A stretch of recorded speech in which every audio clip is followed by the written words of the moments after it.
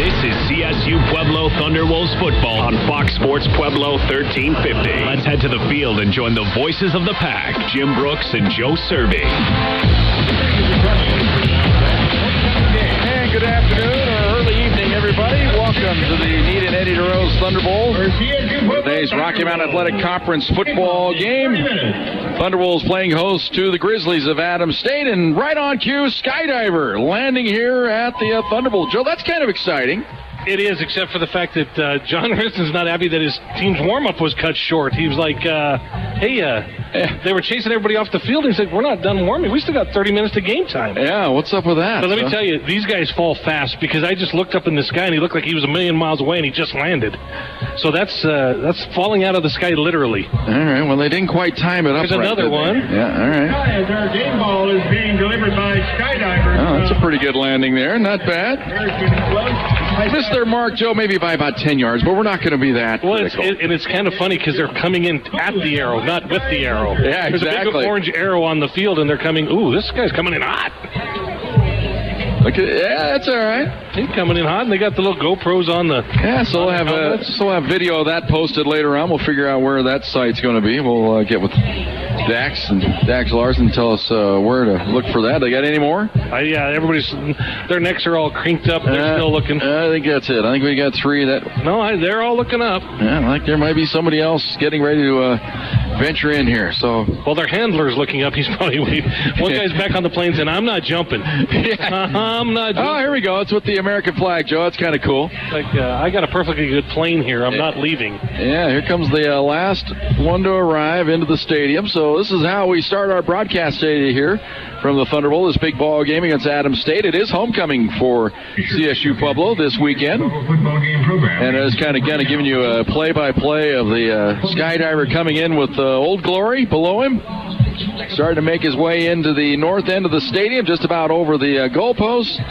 Heading for the midfield stripe. He's got the game ball with him. And he has made his landing right on the 50-yard Thunder Wolf mascot, or the painting on the field. That was good. So you saved the best landing for last. And now the teams head back out on the field to finish their warm-ups. So a little bit out of their routine. Coaches are routine-oriented, Joe. So when they screw up their routine, they start worrying about things. But I think they'll, they're going to have to just let this one slide.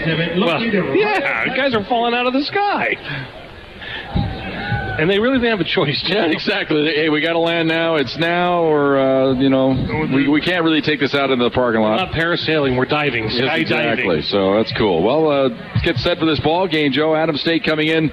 I'm looking for a lot of fireworks in this ball game here today, perhaps. It could be. It could be one of those. Sometimes when we brace for a shootout, we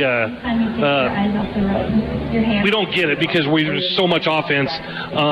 But I think Adams State's going to put the ball up a little bit, and CSU Pueblo is going to be. I read my story again this morning in the Day's Chieftain. I said, you look at their offensive numbers, but this is the RMAC. It's not like we haven't seen offensive. In fact, those offensive numbers we saw today were nothing like the Dvorak numbers, or the Clay Garcia numbers, or even the Mason number. I mean, it's a good offense.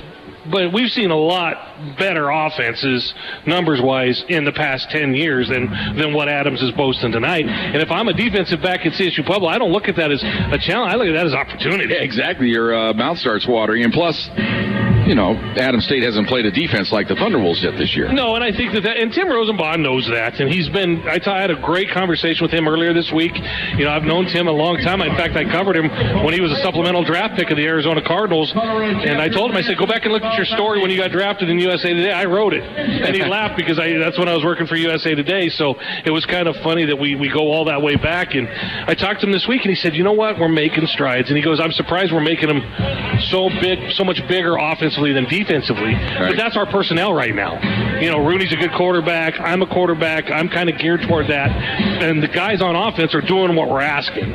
So they're seeing some success. Well, when you hear her in this interview with John Risson here on our next segment, I kind of talked about that. I go, John, it's kind of unfortunate for them. They didn't pair this offense with those great defenses they had under Marty Heaton back, 5 or 6 years ago. Well, then you'd have the perfect team. I mean, that's kind of John's reaction. Everybody wants to do that, but you'd have the perfect team. I think that one, you got to look at Adams State and who they played so far. Right. You don't want to take anything away from their record. They're 3-2, and 3-2 in the RMAC, so they played all conference games so far. Their non-conference game is in Canyon, Texas, against Miller Hughes. So I think it might be next week. I think it is. Yes, it is. So you look at who they've played, and then you look at who CSU Pueblo's played, and so then you got to have a little bit of perspective. All right, come back after this timeout. We'll talk to the head coach, John Risson. That all comes your way next. This is the Thunderwolves pregame show on Fox Sports Pueblo. CSU Pueblo Thunderwolves football on Fox Sports Pueblo 1350.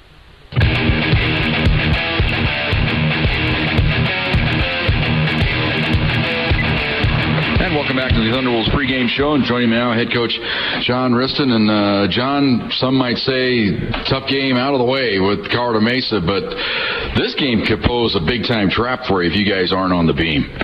Yeah, I think that anytime you come off an emotional win and there's some sort of a mental letdown, and I've been guarded against it. Our guys talked about it.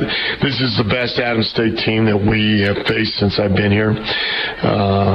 Their offense is really leading the country, or in the top 4 in a lot of categories, and they're scoring 40 points a game, and our work's cut out for us. Yeah, I think if you'd have paired this offense they have now with some of those defensive teams they had 5 or 6 years ago, then they would have had the formula. Right. I think. I'm glad. I'm glad they haven't, Jim, and I'm glad I can't go back and pick and choose what teams we want to play against. But then they got a new quarterback that's come in, transferred Nick Rooney, number 4, and they got a big. You're going to see number 18 make a lot of plays. And number 81 is a guy that's been there, and he's a good player. And I just think we got our work cut out for us. Let's touch back a little bit on last week before we get more deeper into Adams State. But I thought last week the team really rallied around each other. It seemed like, that game could have went south on you guys there in that first half, but you kept making just enough plays. Defense kept you in it. Then things started to roll your way a little bit.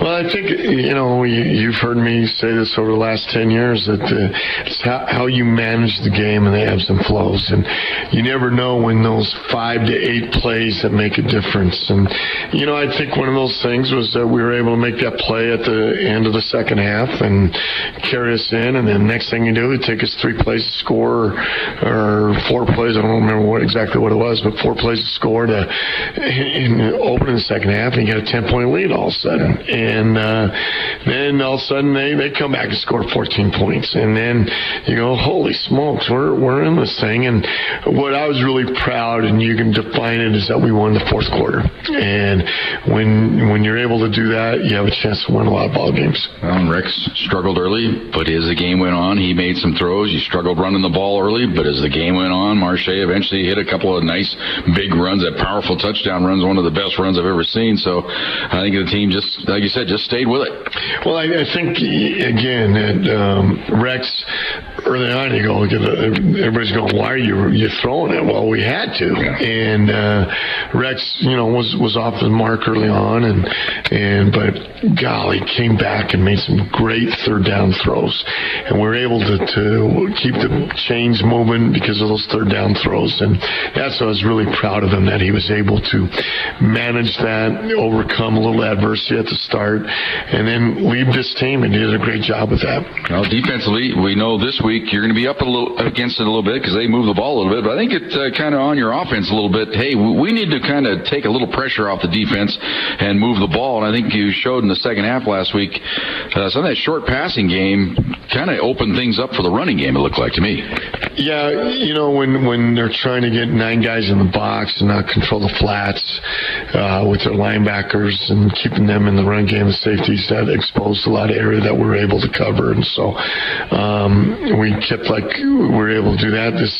We'll see what other piece of the puzzle we got to solve on Saturday with Adams and how they're going to attack us. But I think that if we can run the ball and our offensive line can be dominant, we can be able to do some different things. Well, offensively, this quarterback, Rooney, seems like he's pretty good when he's able to mix it up a lot. I think that probably says, hey, we need to really stuff these guys on the run and make him into obvious passing situations. Then they'll see what he can do.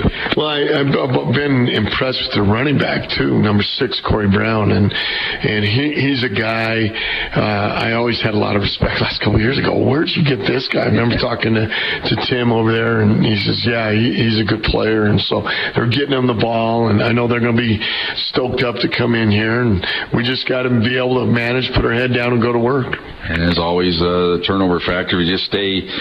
This kind of game, I think if you stay patient early, as the game wears on, it's the kind of game if you should be able to get things going again in the second half. Well, you know, the whole deal is that you just got to make sure that you don't beat yourself. And we got to play against one team. And I know I harped at, and people get tired of saying that, but that's really the reality of it. And our competition is not Adams. Our competition is us. And so we have to manage that. And hopefully we've done a great job all week, and I'm ready to go. And, of course, the third element, special teams. 2 kickers doing a pretty good job this year. Mitchell kicking field goals. That was a great kick. That 47-yarder was into a kind of a tough win. And Tanner just continues to impress with his directional kicking. Yeah, Tanner has gotten better at that. And we made people go a long way, long field instead of short fields. And you know, Mitchell Carter, how about his story? You watch him in our summer camps, we're going, what the heck? And the kid has responded, and I'm very proud of him. Well, John, there's driving range players, and then there's golf course players. Well, I agree. I'm not either, but I'm a wannabe. There you go. Let's go get a win. Let's go, Pack. All right, Thunderbolts head coach John Riston back with more of our pregame show right after this on Fox Sports Pueblo. CSU Pueblo Thunderwolves football on Fox Sports Pueblo 1350.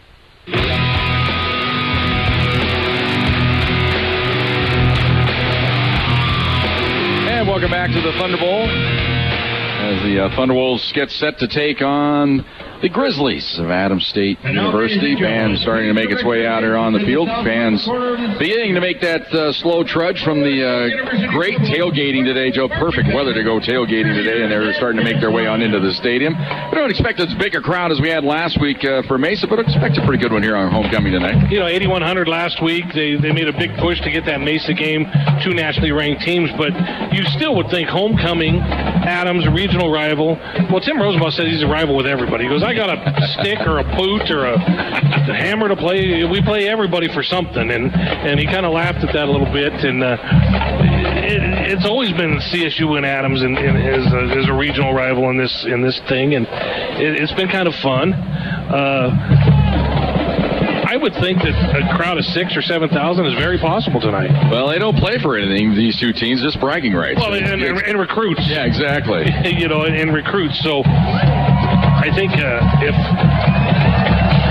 all things being equal, CSU Pueblo would take that gamble every time. Exactly. Not the only game going on, of course, today in the RMAC. We have finals in. Mason defeated Black Hill State 49-37. Dixie State with a win over Chadron State today, 38-24. We see both those teams in November on the road, back road trip. Yeah.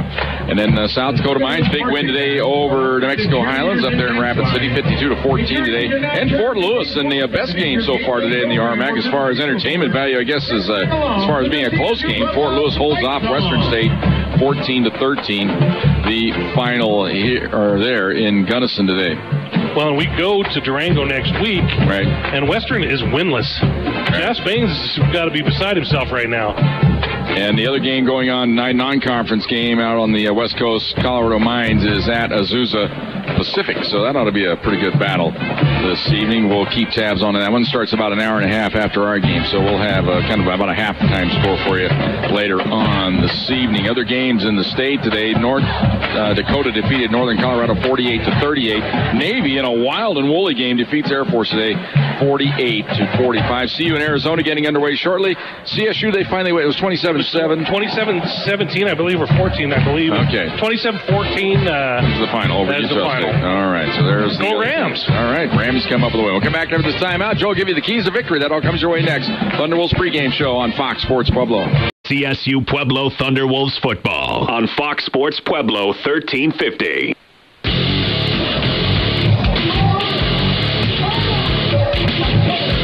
welcome back to the Thunder Bowl. Jim Brooks along with Joe Cervi here tonight, bringing you the ball game. Caitlin Norton's our producer and engineer. She'll keep tabs all game long, keeping us on the straight and narrow here for this ball game. And speaking of straight and narrow, Joe, the keys to victory for today's ball game. First for the Thunderbolts, what do they have to do to win it? You hear John Rista say all the time, they need to play against one team. This is one of those, if we take care of what we do, if we play sound defense, stop the run, make him throw, they want Nick Rooney to throw. They want him to put it up 60 times. That's just 60 opportunities for picks and bad things to happen. So they just got to take care of themselves. No stupid fouls, no personal fouls, no penalties, and you want to get out of here healthy. For Adams State to come in here and pull off the monumental upset, what do they have to do? They've been pretty good in the turnover ratio, and Tim Rosenbach said that if we can come out of there at that game plus, then we got a chance.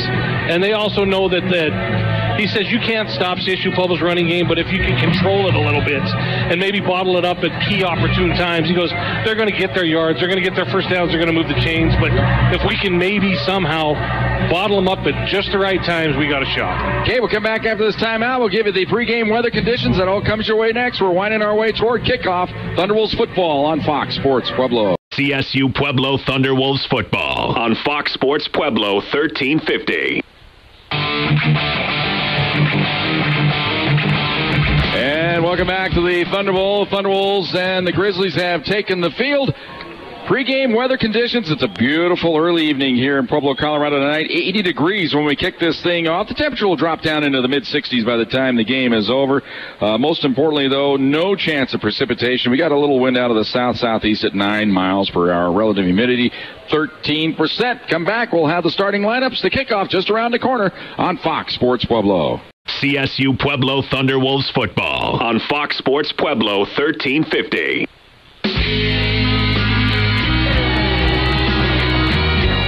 And welcome back to the Thunder Bowl. Team's getting set to do battle here. Band making its way off the field, revving the crowd up. Joe, keep his eye on the coin toss. I'll give you the starting lineups here for tonight's ball game. First for the Thunderbolts, we'll go with their defense tonight. It'll be at nose guard. Deion Sizer is a 6'4", 281-pound junior out of Aurora's Eagle Crest High School. The defensive ends are Josh Croy, 6'4", 260-pound senior out of Littleton. He went to Columbine High School. Michael Riston, 6'4", 248-pound junior out of Broomfield High School, Broomfield, Colorado. The linebackers, Norris Shangalo, he's a 6'1", 181-pound junior out of Commerce City, went to Adams City High School. Quinn Vandekoppel, he's a 6', 225-pound junior out of Castle Rock, went to Regis Jesuit. Brandon Payer, 6'4", 248-pound junior out of Pine, Colorado, went to Conifer High School. James Maxey, 6'2", 224-pound sophomore out of Parker. He went to Ponderosa High here in Colorado. Cornerbacks, Emery Taylor, 5'9", 162-pound sophomore out of Aurora, went to Columbine High School. The other cornerback is Darius Williams, 6', 195-pound junior out of Gilbert, Arizona.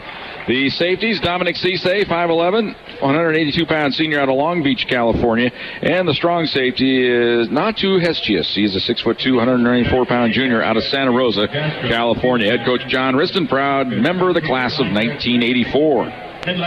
For Adams State, at quarterback, it'll be Nick Rooney.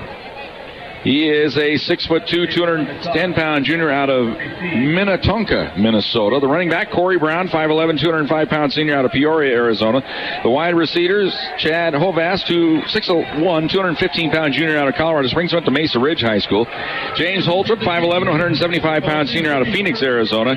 Marquise Sorrell, 6'3", 185-pound junior out of Oakland, California. The tight end is Stetson Stallworth, 6'4", 215-pound sophomore out of Yuma, Arizona. The tackles, Obadiah Richardson. He's a 6'6", 280-pound redshirt freshman out of Newberry Park, California. Along with Isaiah Briggs, 6'4", 310-pound junior out of Baton Rouge. The guards, Ono Tafisi. He is a 6'1", 325-pound junior out of Salt Lake City, Utah. LaJames Milton, 6'3", 315-pound junior out of San Diego. The center is Riley Spriggs, 6'3", 280-pound sophomore out of Aurora. Went to Grandview High School. Head coach Tim Rosenbach. Joe, what happened on the coin toss? Adams State, as the visitor, got to call, and they won the toss and elected to receive. They want Rooney and company to take some shots. They want to strike first. I like it. You know what's ironic, Jim, is we've had years where CSU Pueblo has never lost a toss, and they've lost every toss this year. That is a bit weird, isn't it? Harris and Sorrell back deep to receive the kick from Mitchell Carter. An All-American career at Aspen University quarterback. He would bring recruits to an empty... And we are set to go. The ball's in the air, and the kick's going to sail to Harris. He's going to take it right at the goal line. He's going to run it back. He's across the 5, 10, 15. Has something working here. 25, 30. Hauled down at about the 28-yard line where they're going to mark him down. So that's where Adams State will start off. Had a chance there on that return. Had something working up the right side. CSU Pueblo caved in the sides and left that a little bit wide, a little vulnerable. Edison is ready to get you back in the game. Tonight, CSU Pueblo welcome. Slight delay here, but CSU Pueblo's defense, they're waiting to see what personnel Adams State brings out on the field before this. That's kind of a chess match already in the ball game. Now the Thunderbolts personnel comes out. You know, they go to almost a nickel right away and put Darius Williams in sort of the nickel position. 5 wideouts here for Adams State. Quick out right side, ball caught. And out around the 30-yard line before slipping down there. They go to Hovas. And Hovas is out to the 30-yard line. They're going to call it a gain of 3. It'll be 2nd down and 7. A little generous with that spot, but, you know, it's early. Hovas, kind of a local product out of Mesa Ridge up there in Colorado Springs. We've seen him before, Joe. We have called his name several times. Trips to the left here in a stack formation. They go left. It's a little bubble screen. It's caught. Trying to get up to about the 35-yard line. Ball handled here by Sorrell, and he is pushed back as the pile is stacked up at about the 35, maybe the 36-yard line before they shove him backwards. It'll be about a yard short of the first down. It'll be 3rd down and 1 for the Grizzlies. Jim, this is going to be an issue, I think, tonight with the officials. Is there's a lot of quick hitters, and they're going to let them play to the whistle, but there's going to be some scrums. So you may hear some quick whistles. Making some noise here on 3rd and 1. It's money down here for the Thunderwolves. From the gun. Rooney's going to run the option right. Quick pitch. Wide open. Here's Brown. He's got the first down out to about the 38. He shut down in a hurry on it. Looked like he had a lot of room there, but the Thunderwolves defense, they're very quick to the ball. Well, the problem is they only needed 1 yard. They got 3. So it's out to the 38, maybe the 39, where they're going to, a little delay here setting the ball down. They're going to put it down right at the 39. So 1st and 10 for the Grizzlies. No score, just underway here at the Thunderbolt tonight. It is homecoming for the Thunderwolves. Rooney from the gun. Has trips to the left. Now they readjust here. Little 3-step drop, looks left, fires left. Ball is caught out across the 40 to about the 43-yard line. Number 17. And on the grab, somebody I didn't have on my depth chart. That's Miles Fishbeck. Of course it is. Darius Williams. So he's out to the 44-yard line, or 43 we'll call it. Gain of 4. It'll be 2nd down and 6. 94. We are a proud community partner and supporter of the CSU. Jim, right now it's keeping CSU Pueblo's defense. They're not huddling. They're looking to the sidelines for formation, and they're breaking formation. So it's a base D with a nickel corner or a nickel defensive back in there. Now they adjust here. Double wide out to each side. They're kind of stacked on each side. Thunderbolts come up and press covers. They give it up the middle to Brown, and he's hit immediately at the 45-yard line. Gains a yard on the play, maybe 2. We'll call it 2. So it'll be 3rd down now and 4 from the 45-yard line for the Grizzlies. Jim, what they're trying to do is get the right matchups. You know, Rooney's trying to see, okay, do I have my speedster on a safety or maybe even on a linebacker? Where's the best possible matchup? And CSU Pueblo's doing a good job of mixing their defense right now. 3rd and 4. They're going to go trips to the left. Single wide out right. Brown is the lone back. He's on the left hip of Rooney. Rooney comes up the line, now backs out of there. Press coverage here by the Thunderbolts. They break out now on the left side, the receivers. Straight drop back. They look over the middle, and the ball's behind the intended receiver, incomplete, so it'll be 4th down. Tried to run a simple little crosser that time to Fishback, but the ball was behind him. That one's on Rooney. I don't think they'd have got the first down. He was 3 yards short when he turned. But a nice defense by CSU Pueblo. Well, I think if he leads him on time, he would have led him right into a train wreck. because the linebackers were waiting right there for him, and he kind of tried to slow up the receiver for self-preservation, it looked like to me. You know what I like is Adams State uniforms. We can see their numbers. Exactly. There's contrast. There's white. There's the black and green on the white. They're big numbers for us older eyes. Kane Bowen in to punt it away. Ribbert stands at his own 15. Left footer on the way. Ribbert's going to have a chance here from the 20. Up the field, 25, 30, 35, and out around the 40-yard line. He is fearless, ladies and gentlemen. He ran that right up the middle of the field like you like to see a returner do. Trust the hole is going to break open and get as much as you can, and he's got a nice 20-yard return here for the Thunderwolves.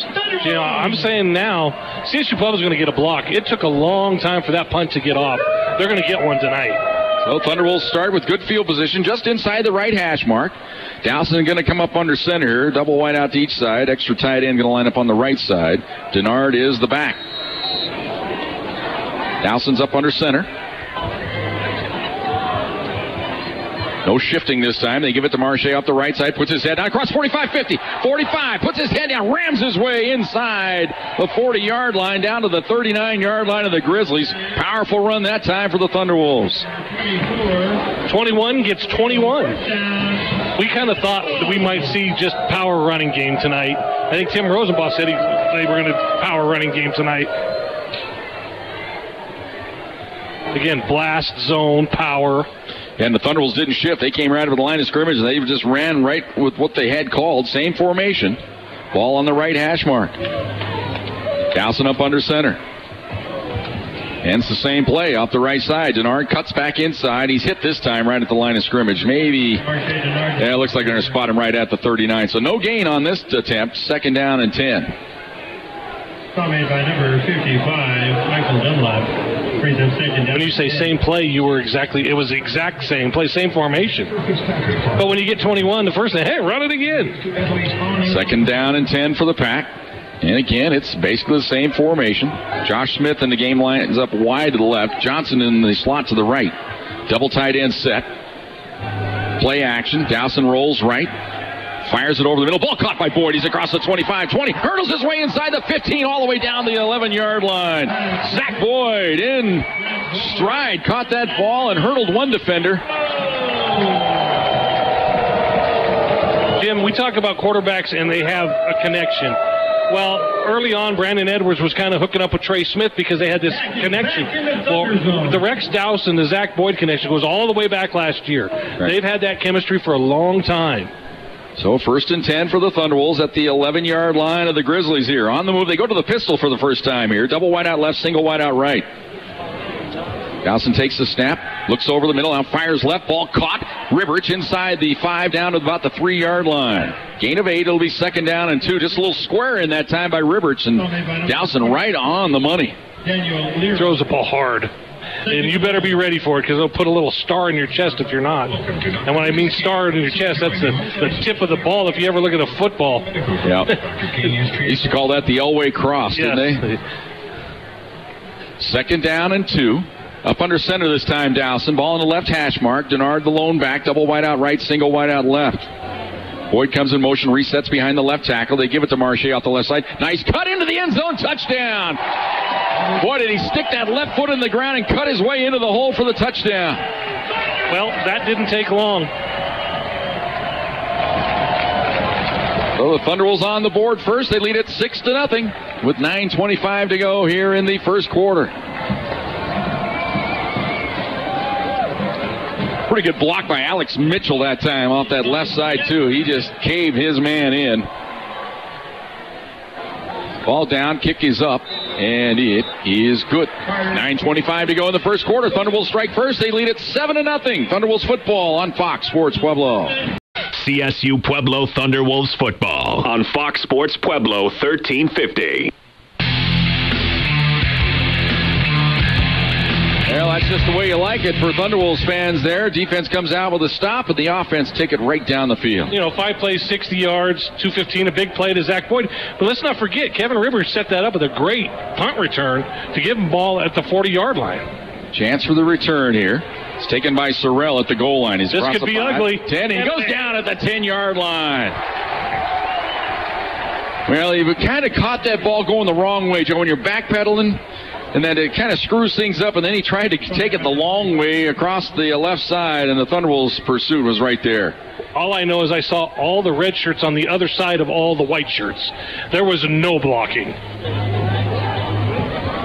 Almost to the point where he probably should have downed it. All right, looks like they finally got the video feed working here. We welcome our Stretch Internet audience. Those of you listening on the radio, we had you the whole time. 1st and 10 for the Grizzlies from the 10-yard line. It's 7-0. Thunderwolves on top. Now rolling right under heavy pressure, gets the pass away, and he sails it high over the Thunderwolves bench. Look out, cheerleaders. Look out, Tundra. Well, that was self-preservation because Croy and Pear had a meeting in the backfield, and Rooney was not invited. He ended up on his backside, and Croy and Pear got up and high-fived each other. He rolled out to his right and just got mowed. So it's 2nd down and 10 for the Grizzlies. They got a first down on their first possession of the game, but then turned it over after not getting the first down. Thunderbolts got the punt return, had it at their own 40-yard line. Almost get them to jump offside, but the Thunderbolts back onside. Man comes in motion to the right side. When he takes the snap, straight drop back, fires left, ball caught, short yardage. Like Holtrip. It's James Holtrip over on the left side. He's a senior out of Phoenix, Arizona. Relatively short gain, maybe to the 14-yard line. That's going to bring up 3rd down and 6 now for the Grizzlies. You know, sometimes you feel a little sorry for Emory Taylor. He's a cornerback that's always on an island. He's always in single coverage. And the problem with Emory Taylor is he's only 5'9", 160 pounds. But he's part of that long list of corners from CSU Pueblo that are undersized, but that they just play ornery. 3rd and 6 for the Grizzlies. Bunch formation to the right, trips that way. They're going to go up the right side. Man is open, and the ball is broken up at the last minute. Had him beat there, but luckily for the Thunderbolts, coming up on coverage at the end, it hit Jamal Sears right in the back. You know, he was double covered, but he was on the outside. The ball was definitely catchable. But plus, if the ball was thrown a little bit further, it might have been 6 points there. Sears does a good job. He just he got there at the same time the ball did. So they'll have to punt the ball away. And the Thunderbolts are alternating now with their punt return team. It'll be Marcus Lawrence who's going to try to return this one. He stands at his own 48-yard line. In punt formation, it's Kane Bowen. Good snap. Kick is away. End-over-end job. It's going to be handled at the 42-yard line. Chance for the return here. Across the 45, 50, up the sideline. 45, down the sideline. 40, 35-yard line before Lawrence is knocked out of bounds. No flags. Thunderbolts had it set up well that time. They got the first guy blocked, and then the convoy was up the left side. And what Lawrence did a nice job there. Then sometimes you have a tendency just to run wide and get outside, but the blocking was outside, so he cut it right back in. Thunderbolts with great field position for the second drive of the ball game at the Grizzly 35-yard line.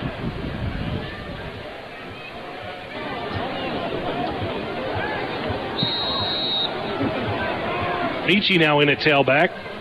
Trips to the right for the Thunderbolts from the pistol. They look right, pass right, caught, and it's covered up. Well, they read that one beautifully. That was Amon Johnson, I believe. And the linebacker for the Grizzlies coming up, Ashton Lawson, planted him for about a yard loss. It'll be a loss of 1. It'll be 2nd down and 11. You know it's bad when your pass plays go for negative yards. You just can't. You know how I feel about those screens anyway, though. It's my least favorite play in the playbook. 2nd and 11. Up under center this time, it's Dowson. Going to run the draw play to Michi off the right side. He's got an opening. And he shuts down in a hurry, though. He gets it down to about the 31-yard line.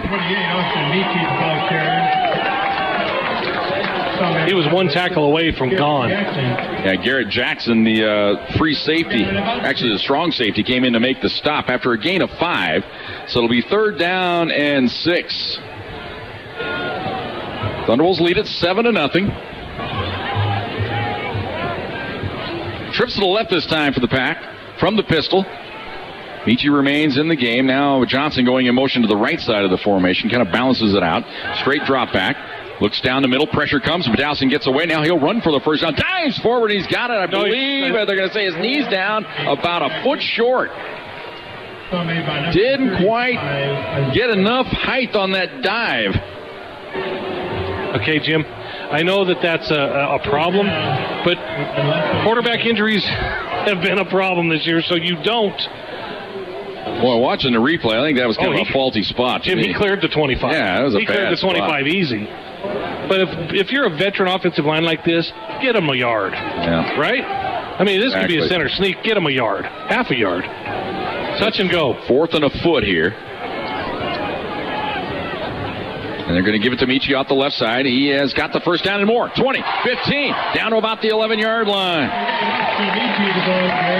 And again, they're running on that left side. That's where they scored the touchdown, following Mitchell on that left side. 37, Nick Bundy, first down. Alex Mitchell, a transfer, played at West Texas A&M. Mitchell might have he actually lined up at the right guard and pulled that time. He was the pulling guard and mowed. Yeah, he actually obliterated his man on that side. So it's just mowed. 1st and 10 for the Thunderwolves from the 12-yard line. Double wide out each side this time for the Pack. They'll go to the pistol. Michi right behind Dowson here. Takes the snap, looks right, fires right, and dropped. Josh Smith, that was right in his mitts. Smith was thinking about turning that big body and trying to take on the safety and get it on into the end zone that time. But first things first, got to catch the ball. You know, Dawson had two guys wide open right next to each other. Yeah, take your pick. So it'll be 2nd down and 10 for the Thunderwolves. They lead it 7-0.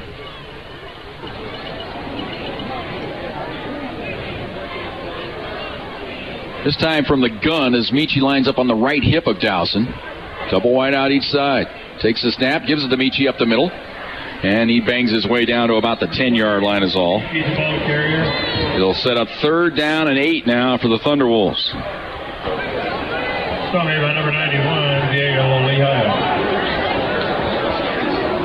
Boyd going to come back in the ball game. Looks like Sammy Long, the 4th, going to come out this time. They take one of the wide receivers out. And Adams State went from their Bubba package to some more svelte defensive linemen. Johnson going to be in the slot to the right. Smith wide to the left. O'Shea Washington in the slot to the left from the pistol. Dowson takes the snap.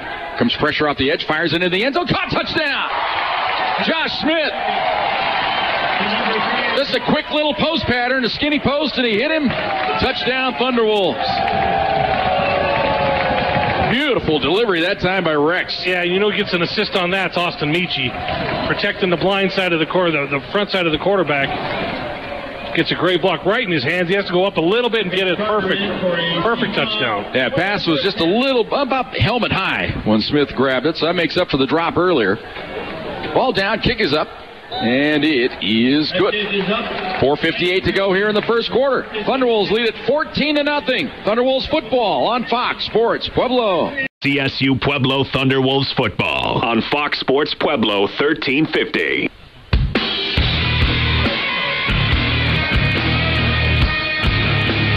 And welcome back to the Thunder Bowl. Understand they've got the video feed working, but they don't have our audio on the video feed. Always something, isn't it, Joe? Hey, I got a pen and a paper right now. Right, and people can hear us on the radio. That's all we care about, right? They're missing a heck of a broadcast, aren't they? They are. Ball taken at the 3. Uh-oh, got to set up again. 15, 20, 25. Got to be a hold there. 30, 35, 36-yard line. No flags. Marquise Sorrell, the ball carrier. Sorrell is a jack-of-all-trades player, lots of all-purpose yards, mostly on returns. Had a great game receiving a couple weeks ago.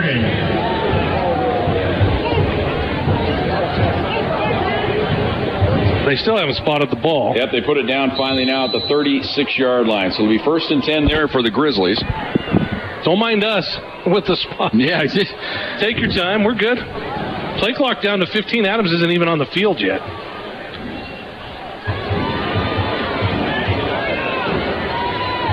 I hear the Adams coaches yelling, hurry up. Yeah, they're bringing a man in late from the sideline. They're not going to get this off. As Hobe's coming in, and now the play clock is down to 0. And let's see, did Adams take the timeout? They did. They do give him the timeout. Yep. So timeout on the field. 4:47 to go here in the first quarter. Thunder lead at 14-0 on Fox Sports Pueblo.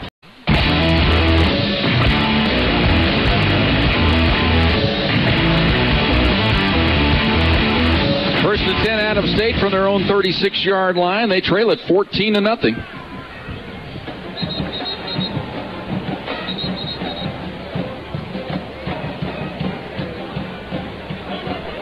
They trot out to the line of scrimmage. Now the Thunderwolves join them. Both teams come directly from their huddle right to the line of scrimmage. So let's see if Rooney can put something together here for Adams State, trailing at 14-0 here. Bring a man in motion. That's Holtrup to the left side. He resets.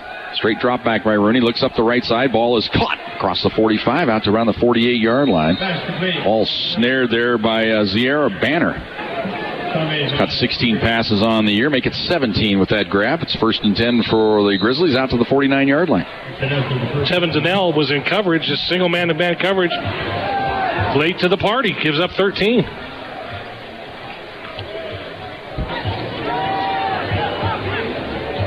So first and 10.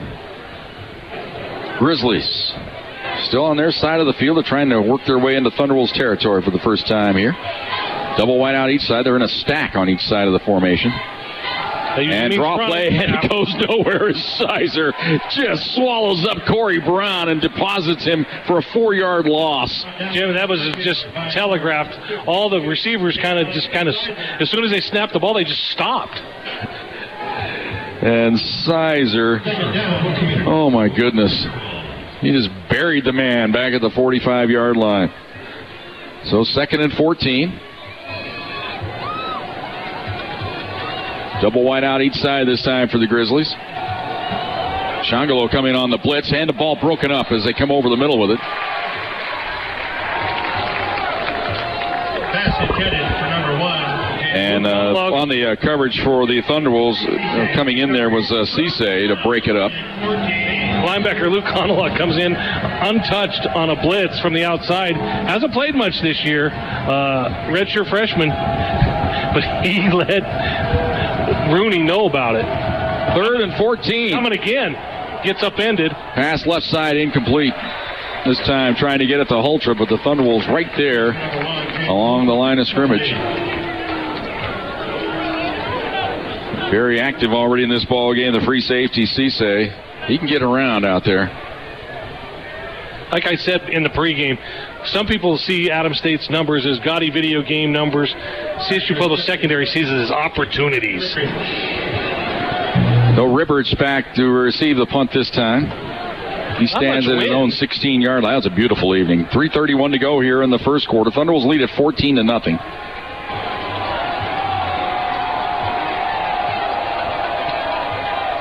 Here's the punt by Bowen. Rivers takes it at the 19, makes the first man miss. He's right up the middle of the field. 30, 35, needs a block. 40, 41-yard line. So the second good return of the ball game for Rivers. He had a 20-yarder on his first attempt. This one's about 22 yards as he gets it out to the 41-yard line. That's where the Thunderwolves will take over on offense. Marche Denard now back in at tailback.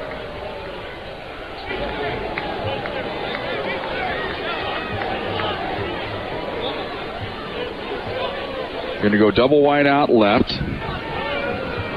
You almost get the feeling like CSU-Pueblo can do whatever it wants right now offensively. You just do. Extra tight end lined up to the left side of the formation this time. The two wide receivers are left side. From the pistol. Going to give it to Marche out the left side. Oh, around the pulling block. He puts his head down. Easy 8 yards on that one. The pile up. You know who led the way on that was Tim Brown Jr. Willie Hayes was in there on that. Yeah, exactly. Number 71, Willie Hayes, the third. Located in the Union Depot. They're going to spot it at the 48, so a gain of 7. It'll be second down and 3. This is a good chance to work some of your reserve offensive linemen in the game. Get them along with some of your starters. Double wide out right.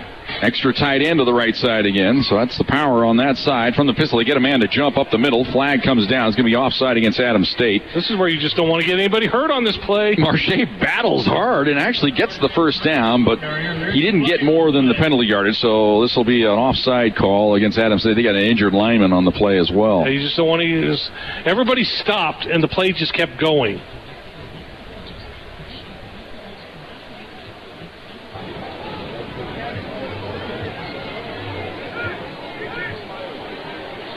And the injured player is up. And we do have a beat on it now. It's going to be Sergio Mendoza, junior out of Rio Rancho, New Mexico. Number 97 on the defense, lined up in the neutral zone. 5-yard penalty, second down. You know, Marche got 4, and they just took that off the board. He's saying, hey, it's just 1 yard. We still got the first. Yeah, be generous to your running back, right? I remember Jesse Lewis. I asked him what it was like to play tailback at CSU Pueblo. He said, you're in a car accident on every play. It was Jesse's birthday this week. I can't remember which day. Wednesday? Tuesday? Wednesday? Something like that. One of my all-time favorites. 1st and 10 from the 47-yard line of the Grizzlies. Thunderbolts lead at 14-0. Pass down the middle of the field, trying to get it to Smith, and it's almost intercepted. Overshot Morgan Smith, the tight end, down the middle of the field. Morgan Smith did a good job of not letting that ball get picked off. Morgan Smith incomplete. He does not look right, Jim. He looks like he's lumbering a little bit. I know he's had some stiffness. Yeah, it looks almost like that right leg's dragging, doesn't it? It just does not look right. He didn't look right last week. Southern Colorado Television News on KRDO News Channel 13, where the news comes first. So it'll be 2nd and 10 for the Thunderbolts from the 47-yard line of the Grizzlies. They lead at 14-0 to the Pack. Up under center this time. And they're going to run the draw play. Left side to Denard. And he's tripped up. Number 21. Pretty good tackle flying in there for the Grizzlies. Garrett Jackson, their strong safety. Well, I take that back, saying they could do anything they want offensively. It just felt like it, but it's obviously not true. He could have made Jackson miss. It might have been all she wrote up the sideline. But you know, I noticed in Adams State's stats, their leading tacklers are defensive backs. That's never not good. A good thing. Both of their top 2 tacklers are their safeties. 3rd and 8 from the 45-yard line of the Grizzlies from the pistol. Forsgren in the aim comes in motion. Dowson now going to step up in the pocket. Makes one man miss. Now shovel pass to Denard of Beauty. 35, 30, gets a block. 25, 20, flag down. It's going to be an illegal block. The block I saw. It's going to be on Josh Smith up the field as he decked somebody right at about the 28-yard line. So it's going to be the gain, and minus the penalty yardage there. Thunderbolts still going to be close to the first down even after the mark-off, I believe. It was definitely borderline, that block. I just missed the replay there to see if it was on the back, but it definitely looks suspicious, and 2 flags came out. But John Rista goes over and talks to him. He says, you don't need to do that. Exactly. He didn't need it. He was clear. You know, I know you want to be a part of it. You just don't need to do that. Yeah, let's try our officials' mic for the first time tonight. Jim, it might be still a first down, but from the 36? Yeah, it looks like they moved the flag now up to the 27. So if you mark it off 10 from there, it'd be back to the 37, which would be a first down. Here we go. Well, they still aren't ready to give it to us.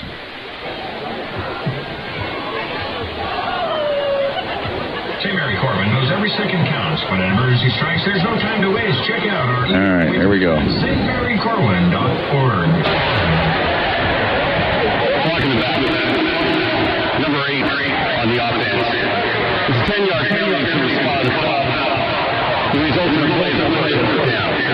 Right. And it's still a first down. They said number 8. Yeah, there is no number 8. Yeah. Number 3. That's well, number 8 would be Brandon Pear. That'd be a story if he was playing wide receiver, wouldn't it? And like we said, it's going to be 1st and 10 from the 37. Yeah. We could do it so much faster than they can. Yeah, it took an eternity to sort that out, didn't it? All right. 1st and 10 from the 37 for the Thunderbolts, leading at 14-0 from the pistol. Bring Boyd in motion, resets on the left side of the formation. Take the snap, quick catch right side, caught Johnson, across the 35 and stretches forward down to about the 32-yard line. Although the official not in a giving mood, he's going to mark him at the 33. Didn't give him the stretch. So a gain of 4, 2nd down and 6. We're under a minute to go. We're actually down to 37 seconds to go here in the quarter. Thunderbolts lead at 14-0. Adams State has not crossed midfield. Yeah, they got it right to the edge. And no further. From the pistol. Give it to Marche up the middle. Stops, now goes, across the 30, goes again, 25, spins, lost the football, came loose. And Adams State recovered. Looks like the Grizzlies have it at about the 22-yard line, and indeed they do. Ball just popped up in the air. Looked like the Thunderbolts had a shot at it. But they missed. They whiffed on the recovery, so the ball goes over to the Grizzlies. That keeps them in the ball game for the moment here, Joe. Thunderbolts poised to go up 3 touchdowns perhaps, and now the Grizzlies have some life. It looked like somebody popped it underneath. It was the back arm. You know who actually popped that out of his arms was himself. He went to grab it to help himself and popped it out on his own. Yeah, getting another look at it here, and made a beautiful cut in the hole. And it was stripped. So the safety came over, raked right across it. Did strip it out of there. Here's a pass up the left side, and it is incomplete, flag down. Interference on the Thunderbolts. That's awful good coverage to have interference. They were trying to lob the ball up the left side there to Sorrell. It was in double coverage, too. Again, not a spot foul in college. It's a 15-yarder or the spot, whichever is shorter. And they're going to call it. They ticketed Emory Taylor with that. I don't know if I agree with that one. Yeah, it was just he was bracketed, and he went for the ball. He went all for the ball. So they're going to mark it at the 37-yard line after the 15-yard mark-off. The players have to adjust here. They were up by where the spot was, but as Joe mentioned, it's not a spot foul in college unless it's shorter than 15 yards. They watch too much NFL. Straight drop back by Rooney. He looks up the right side. Ball's up for grabs. Incomplete. That's the end of the first quarter. 14-0 at the end of one. Thunderwolves on top. Back with the second quarter on Fox Sports Pueblo. CSU Pueblo Thunderwolves football on Fox Sports Pueblo 1350.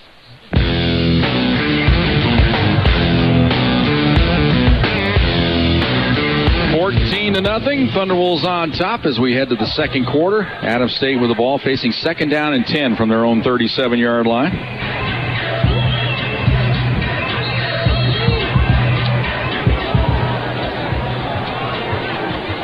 Rooney from the gun, trips to the right, straight drop back. Too much Fires time. it up the right side, and ball's going to sail over everybody. Too much time on that one with the 3-man rush. Tried to get it at Hovace. Number 81, Chad Boulay. It'll be 3rd and 10 now for the Grizzlies. Parkview Medical Group Orthopedics, your first team for orthopedics, expert care for sports injuries, joint replacement, and ligament surgery. Visit our state-of-the-art orthopedic center. Jimmy, who looks good tonight is Michael Riston. Yeah, he he's just flying looks. around Yeah, well, all three of them. Sizer just on the blow up, and Croy from the front side. Here they come. Pressure, and they get through there, but somehow Rooney gets away. Has a chance. Up the sideline, puts his head down, stretches the ball forward. He might have got the first down on the stretch. They're going to say he was out at the... Oh, it is right at the yard to make here. They look across the field. They might have to bring the chains all the way across. Not sure here. They are going to say first down, yep. That's terrible. They had him, Jim. Yeah, they came busting up the middle that time, but they didn't get him on the turf. So it's a 1st and 10 for the Grizzlies at the 47-yard line. It's amazing how elusive you can be when your life is on the line.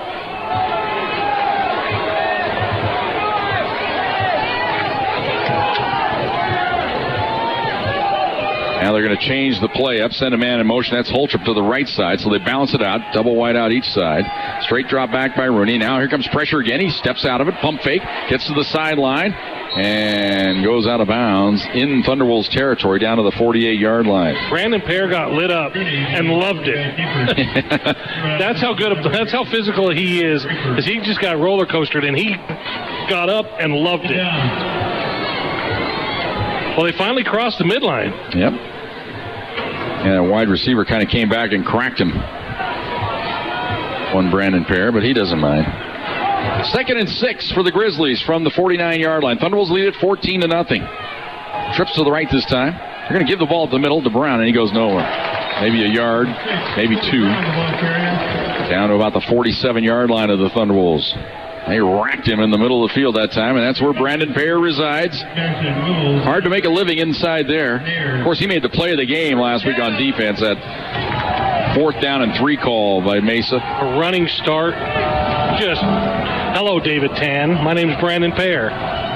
3rd and 4 for the Grizzlies. They're going to change the play up. Rooney looks almost like he's looking at the referee for guidance there. That was weird. There's a guy in the Adams State wearing an orange T-shirt. Straight drop back, look left, fire left, and the ball broken up. Emery Taylor trying to get it to Hovace. Hovace the favorite target. He's got 31 balls on the year, along with Sorrell. They've each got 31 coming in, but Hovace with more yardage and more touchdowns. And a veteran. He's been here for a while. Stay informed about So 4th down and 4, and the Grizzlies will punt the ball away here. 13:27 to go in the first half. Thunderbolts on top, 14-0. Don't you go for it here? It's borderline right here. I think when you're down in this ball game. Back to receive the punt, number 18, Brandon O'Donnell. So it's O'Donnell back deep to receive the punt. Earlier I think it said it was Lawrence. It is O'Donnell, 18, not 16, back here to receive the punt. They get through to block it, and it's a nice Sunday hop for the touchdown. It's that man we love, the family, the Rosenbrock family. It's Kyle Rosenbrock with the block punt and the scoop and score, and he gets the penalty as the celebration's on. I think he spiked it in the end zone. It's not going to matter. Touchdown's going to count. What did I tell you? I said they're going to get one, and just by the way they were getting through like that. He did spike it. It was kind of he kind of did it all in one. It was the pile got on him, but he did spike the football. That's what the personal foul is going to be. So the touchdown's going to count. There's more flags on the field back here around the 15 and 20-yard line. We'll see what this is all about. As the Thunderbolts celebrated the whole way. Well, the officials talking it over here. I know what the first one was for. It's for Rosenbrock spiking the ball after scoring the touchdown. At what these second two are out here on the 15 and 18-yard line, not quite sure. Your favorite convenience store, and now Jim, he got through. He blocked it. It bounced it right back up to him and gone. He talk about a Sunday hop. That's what that one was. It was easy. Kyle Rosenbrock. We remember Joe. Remember the dad? We would. I still remember that was in Grand Junction. Grand Junction. We just had Applebee's by the hotel, and he drove all the way to see his son, and that's the entire state. Right. From left to right, from east to west, that's the entire state. That's how far he had to go because the Rosenbrocks are from Brush. So from Brush to Grand Junction. That's Kansas to Utah. Yeah. And a number of local businesses. Still talking this over. Man, oh man, come on, guys. This is not this hard. Dead ball. After the play. We have multiple sports lined up.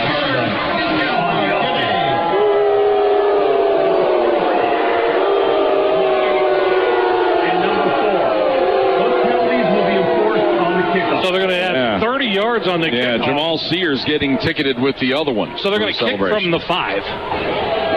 Yeah, on the kickoff, The kickoff is what's going to happen. You know, the way to really clean this up, though, Joe, is penalize them on the extra point. You know, that would make this really a tough kick here. But, the kickoff. Mitch Carter said, hey, wait a minute. Yeah, that's true. Mitch Carter said, I'm just a kicker, man. What do you think? Again, CSU Pueblo, one of the nation's leaders in penalties. Yeah, they pick up a couple right there. That's 30 yards worth in one play.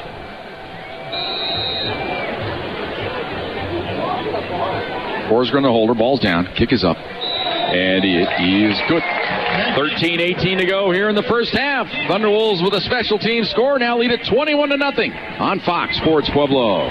CSU Pueblo Thunderwolves football on Fox Sports Pueblo 1350.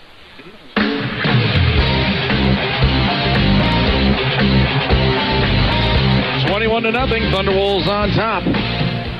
It's Kyle Rosenbrock with the block punt. And it wasn't even a scoop and score, Joe. Just kind of fall in your lap and score. It was, he still had to return it. I want the official. I'm going to say close to 35, 40 yards with the official. Yeah, about right. And he was untouched because you can't block a kick, get it to bounce to you any better than he just did. That's perfect.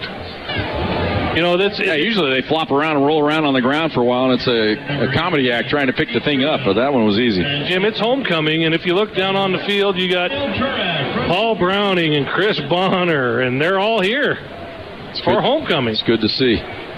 They're hugging it out. That's what John Riston, I remember talking to John a long time ago, and he said that's part of his dream was for something like that, for these guys to come back. Well, here's that kickoff, Joe, from the 10-yard line after the 30-yard mark-off. They got a break, didn't they?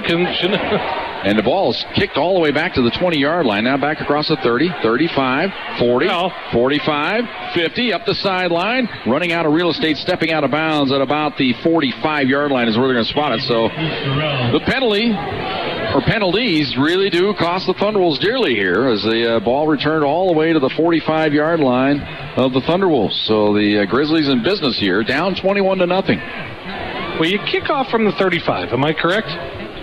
I'm correct.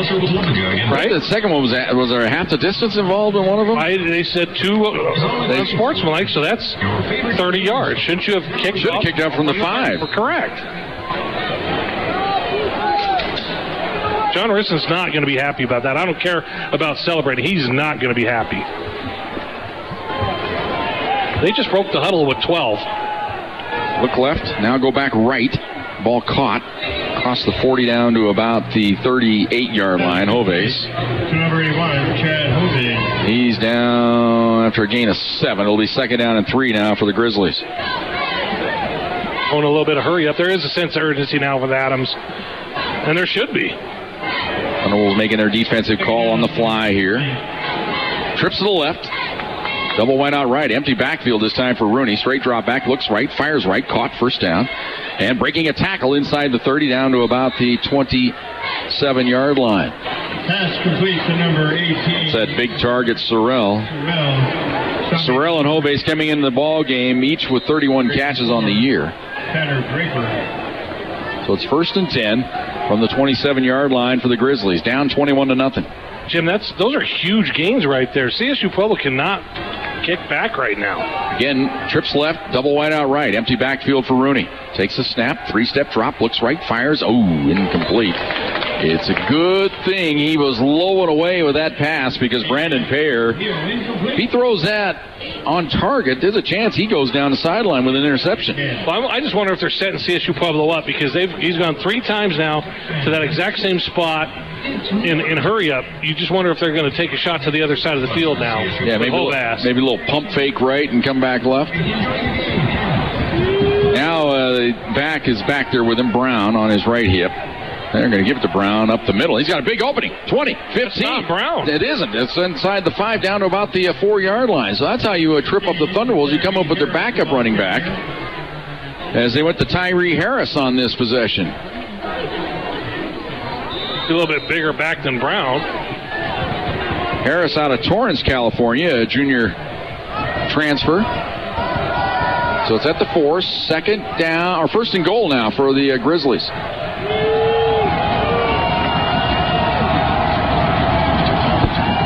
Straight drop back, fade pattern, caught, touchdown, Grizzlies. That was too easy. Big target, Sorrell, his 7th touchdown grab of the year, and gets the Grizzlies on the board. So this drive all generated, Joe. You can all go back to where it started from, the personal foul penalties, giving him a chance for the big return and get him great field position. Trying to see which defensive back that was in coverage. Montana Gomez in to try the extra point. He's a left footer. I think it was Marcus Lawrence. Ball down, kick is up, and it is good.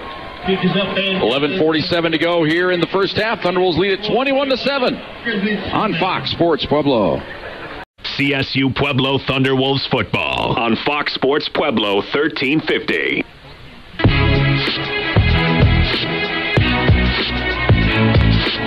Twenty-one to 7, Thunderwolves on top. Grizzlies have struck to get on the board. We understand our audio is up and working now on the Stretch Internet feed. Apologize that you didn't have Joe and me earlier in the game, but you got us now. Hopefully you're smart enough when that happens. You open up 2 windows. You open up your iHeartMedia window. You have the audio there, and then you have your video window. But now it's all in one. Here's the kick. Swibber. Live ball. And it's going to go out of bounds. So it backfires on the Grizzlies. So the Thunderwolves will have good field position here. Keeping away from that return game because John Risson likes his guys to bring it out. Have a flag on the play.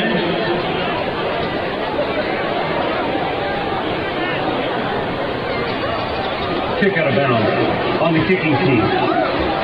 Ball to the 35-yard line. Take it all the way to the 35. I don't think we should try anymore with the officials, Mike. Jim. Yeah, I know. That's I keep thinking they'll fix it for us, and you know we have an inside connection too, but I don't know.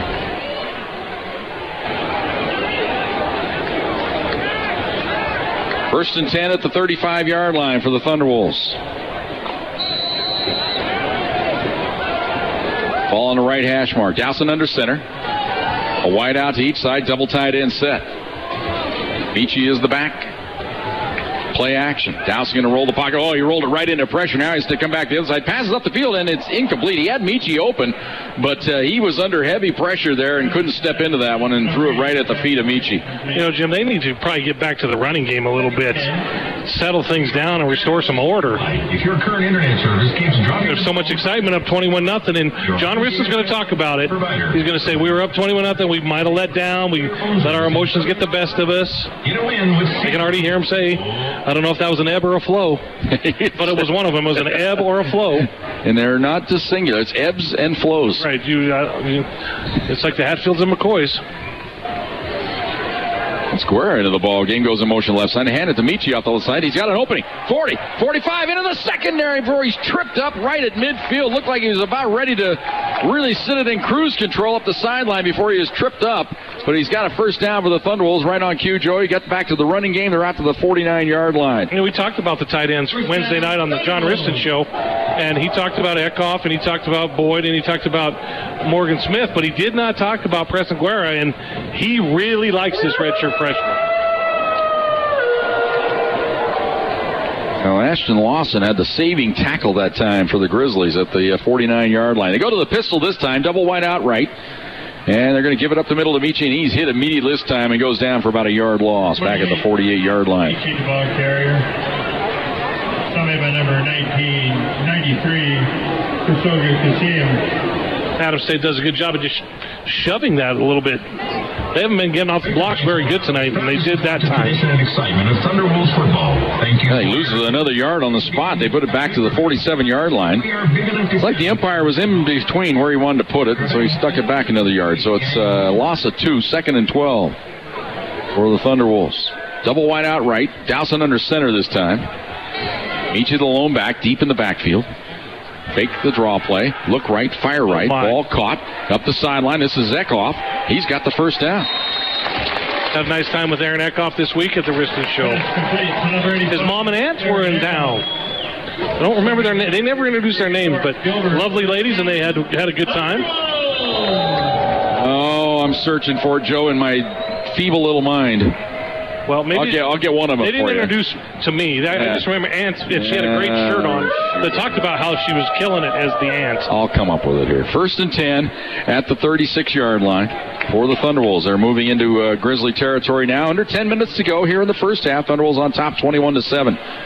Dowson up under center, wide out to each side. Smith wide to the left. They look right. Ball dropped by Amon Johnson. He felt pressure coming up on him that time. The cornerback coming up to blast him was Sereno.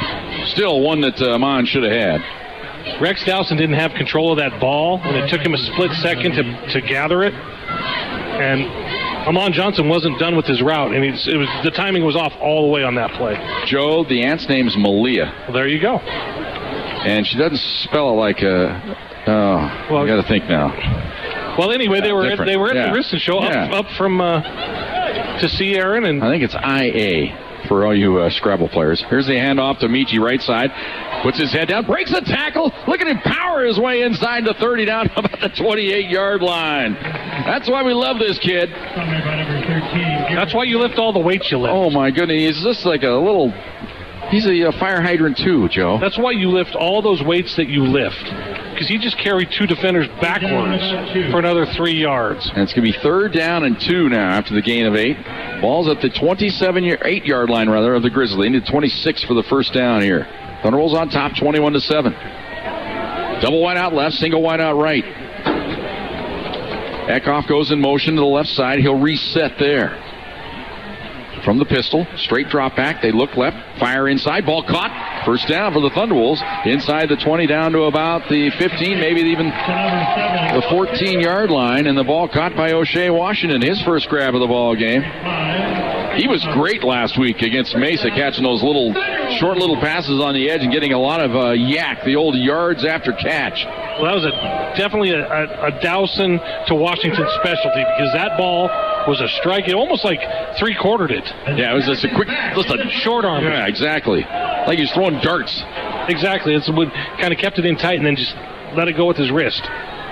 Double wide out right this time. Smith is wide to the right. Washington in the slot to the right.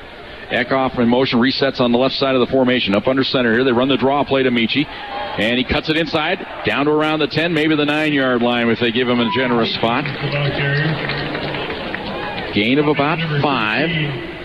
It'll be 2nd and 5 for the Thunderwolves. There's nothing more frustrating than being a defensive end trying to trail on that play, because you're just out the you just can't. Your arms are outstretched. You just can't get the guy. Shamrock Brewing, 108 West 3rd Street, Pueblo. And again, Smith wide to the right. Looks like O'Shea going to be in the slot to the right. Michi the lone back. Dowson under center this time. The extra tight end on the right side. They're going to run it to the right side. Michi, massive humanity across the 5. Puts his head down, squirts his way down. Doesn't get the touchdown, but he'll be there for 1st and goal at around the 1, maybe the 2-yard line where they finally unpile. They're going to spot it at the 2. So 1st and goal, Thunderwolves.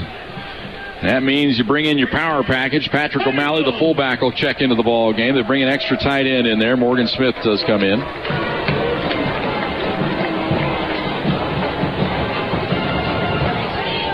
And Guerrero. And a little extra power on the block package here. Well, he's young. I'd like to see Patrick O'Malley get a quick hitter right here. I formation here up under center. It's Dowson here on 1st and goal from the 2. Play action. Dowson going to roll left. He's got all kinds of time. Now he's going to duck it under and go into the end zone for the touchdown. On the bootleg, he had a chance to throw it to the left side, but the receiver covered, so he took it on in himself. We said they had to restore order on that drive. They restored order on that drive. 10 plays. Check out the Wingstop video board for a replay. 4:43. So extra point try upcoming for Mitchell Carter. Ball's down, kick is up. And it is good. 7:04 to go here in the first half. Thunderwolves strike again. They lead it 28-7 on Fox Sports Pueblo.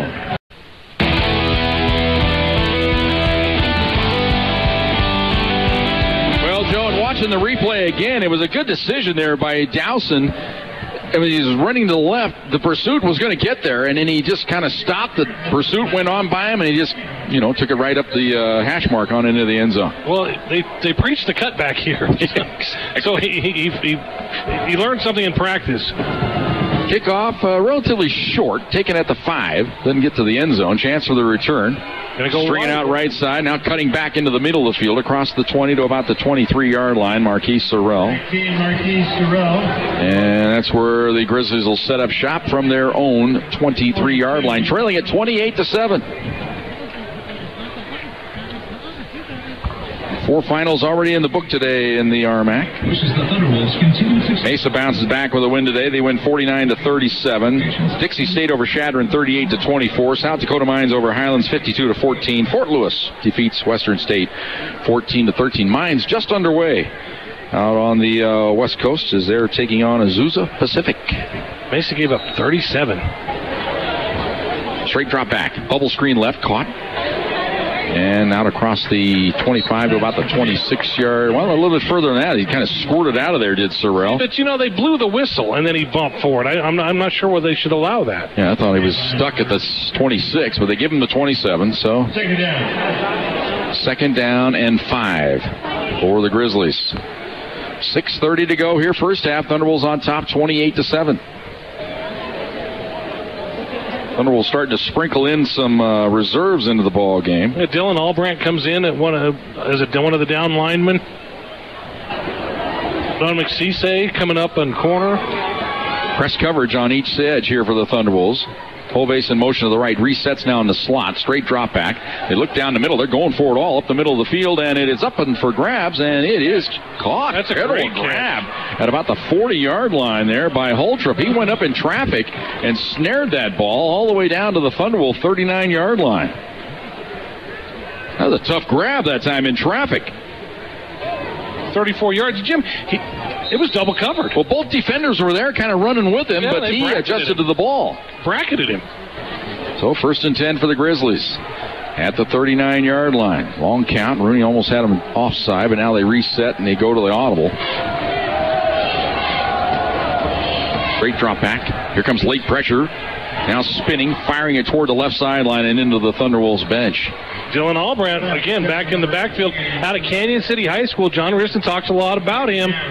Says he's got a bright future. Wait till they put some weight on him. Yeah, that's exactly. You beat me to that because he has that long frame, and as soon as they beef him up a little bit, he could be dangerous. Yes, he's got a, as they like to say, Jimmy's got a tremendous upside. Exactly. You know, he kind of reminds us of that dude last week from Mesa. You know, that's last week. Their names escape me. Number 47. They all become numbers like Tommy coaches. Sager. There we go. Trips to the left, single wide out right. Straight drop back. Rooney looks left. Fires up the left sideline. This could be intercepted, and it is dropped. Flag comes down. Going to get some kind of violation here on the Thunderbolts. Maybe a defensive hold. You know, that might be holding on one of the linebackers in one of the shorter patterns. Brandon Pear threw his arms up and said, what is that all about? So instead of going to the ref, Mike, we'll go to the... Holding. Number 4 on the defense. It's a 10-yard penalty. First down. They called it on... No, Sears. Jamal Sears. He's not had a good half in terms of penalties. Well, no wonder Pear had his arms up. He said, I didn't hold. Well, you're right. They didn't ticket you. But, yeah, Sears now has had that penalty and the personal, the unsportsmanlike.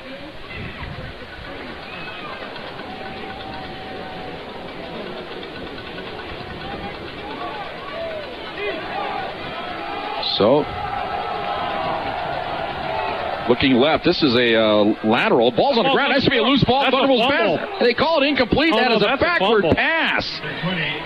That is a rotten call there. I'm going to tell you, that ball was a backwards pass. It should have been a fumble to the Thunderbolts. I'm going to watch the replay again here and see if my eyes weren't deceiving me yet. Well, you know what? He slung it sidearm. It might have been right along the line. I'll give him the benefit of the doubt there. Well, it definitely had that illusion. He took that Canadian football route where he was sort of in motion and doing the curl. And he definitely kind of slung his sidearm right up the yard line there at the 35. So incomplete pass, 2nd down and 10. They look left, fire left, and incomplete, trying to go deep to Sorrell. Sorrell that time kind of hesitated. I think he keeps up the pattern running up the sideline. He might have had a shot at it, but the ball was kind of high and wide. Marquise Sorrell, incomplete.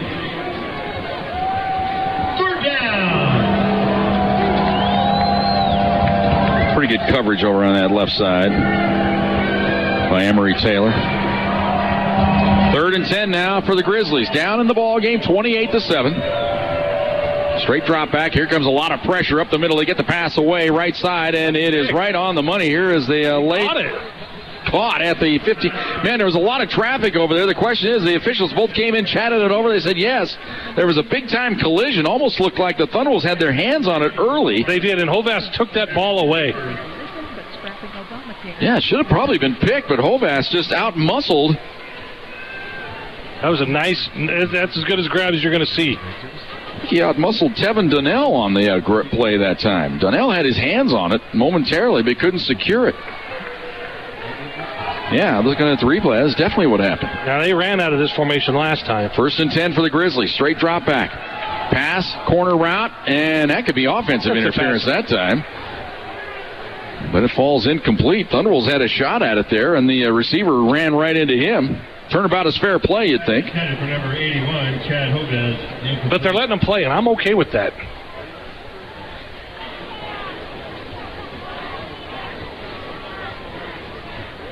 As Draper was there to try to pick that one off, he kind of came up pleading his case a little bit. Doesn't win the argument, of course. 2nd down and 10. Straight drop back. Here comes pressure again. He has to air it out, and it's intercepted. That's got to be Darius. Up the sideline. 20 flag is down. It's going to be a sideline violation on the Thunderbolts. Darius now in the clear across the 50. 45, 40, speeding to the 20, 15, 10, 5. Touchdown, Thunderwolves. Flag is down. It's going to be a sideline warning on the Thunderwolves. Now the question will be, will this nullify the touchdown, or will it be just one of those warnings? Jim, he caught that at the 1. That would be a 99-yard interception return for a touchdown if it stands. Well, the Thunderwolves well-schooled in returning interceptions. Every time they pick one in practice, they run it to the end zone, or as far as they can. Here's the call.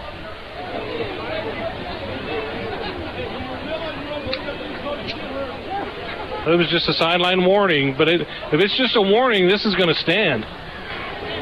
Here comes the call. Did you attempt the CCOM point after attempt, number 29, Mitch Carter. Just a warning. That's just a sideline warning on the Thunderwolves, so it's a 99-yard interception return for Darius Williams. I'm not sure if they're going to give him the 99 or the 98, but he had it at the... No, I just looked at it looked like 99 to me. That's what I would have called it, but we'll see what they give him. Extra point try, ball's down, kick is up, and it is good. 4:28 to go here in the first half. Thunderwolves on top, 35-7. Thunderwolves football on Fox Sports Pueblo.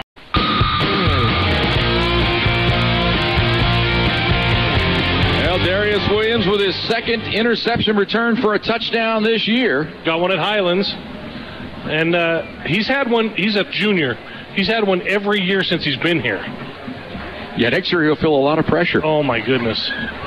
But he's had 2 this year, so that counts as one toward now. He's already got one in the bank for next year. I would get him a little slack. He is as fun as there is. I'll tell you who's exhausted right now. Joe's Tundra down on the sideline. Running the sideline. 35 points in a quarter. That's a lot of running.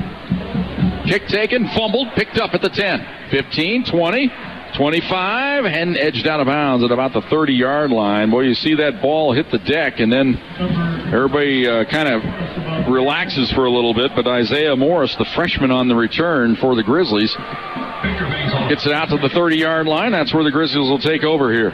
Well, I'm not sure if you can have a better first half than CSU Pueblo has had. You scored offensively. You scored defensively. You scored on special teams. Now, if a coach could find a way to score, then we got it.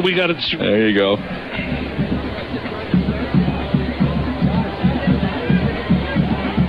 Joe, but you and I, we know coaches. What's the first thing they're going to complain about? Oh, the penalties. We didn't run the ball. We fumbled the ball. Exactly. That's okay. Double stack to each side. Straight drop back. Fire left. Caught. And boy, that was a tough grab that time by Holtrup. And then as he caught it, he kind of held the ball up and stretched it over. That was one-on-one there. What I mean is number 1 Holtrup going up against the Thunderwolves, number 1, Emory Taylor. Again, he gives up size to everyone, so that's, you almost get tired of saying it because he's little comparatively. 2nd down and 6. Now, Marche Denard's on the training table, and it looks like they're just trying to stretch him out. But up 28 points, you're not going to see Marche Denard the rest of the night. Trips to the right. Going to roll the pocket right, fire it right, up the numbers, and it's incomplete. Oh, Darius is going to hate himself. Yeah, he was All there. He had to do was turn his head, and he has another one. Ball fell just kind of right at his ankles. But as like Joe said, he just turned a little too late. Yeah, he's going to kick himself. If he turns his head, there's a flag there, and they might have held up that receiver a little bit. Holding. Number 20 on the defense. And it was Darius. Yeah. There's the guilty party. So the 10-yard mark off will give the Grizzlies a first down out to the 44-yard line. You can see how this offense runs up some numbers, Joe, on lesser defenses because they're airing it out and they stretch the field. But no offense to Tim Rosenbach and Adam State, this is nothing like Mines used to do. Oh, that's true. Nothing. Or maybe the old Kearney team as well. And Spitzelberger and them, but then Mines with the quarterbacks and Dean Palmer, the running back. I mean, this is nothing like that. Trips to the right, single wide out left. And they give the ball up the middle. And they've gone to this second string running back, Tyree Davis. He's got a little bit more size than Corey Brown. Had 122 yards on the year, averaging 4.5 yards a carry. Brown, a pretty good back, 545 yards on the air. Question is he injured, or there's just a coaching decision to take him out of the ball game? No, he's been in. I just think that it's like his size and strength Harris, a little bit more. they both list him at 5'11", 205, but to me, he looks a little bit thicker. Right. I'd agree with that. 2nd down and 6 from the 48-yard line for the Grizzlies. They trail it 35-7. Straight drop back. Here comes middle pressure. Spins, and they got him. Going to be a loss of about a yard on the play as somehow Rooney kind of spun around and stayed on his feet somehow to get it up close to the line of scrimmage, but it's still a Pack sack. Sacked by number 10, Josh. Back to the 43. 3rd down.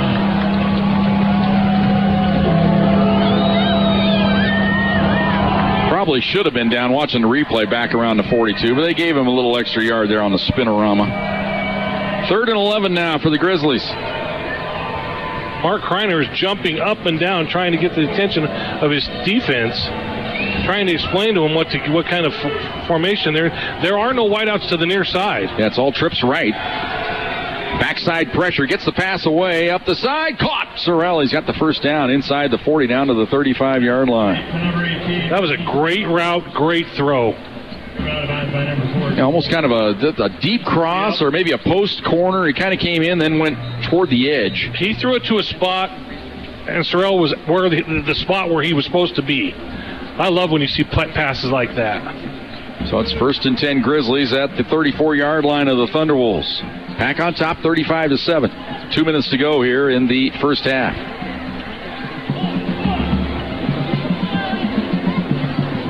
Now they adjust Harris to the right side of the quarterback. Rooney takes the snap, looks right, fires right, almost intercepted.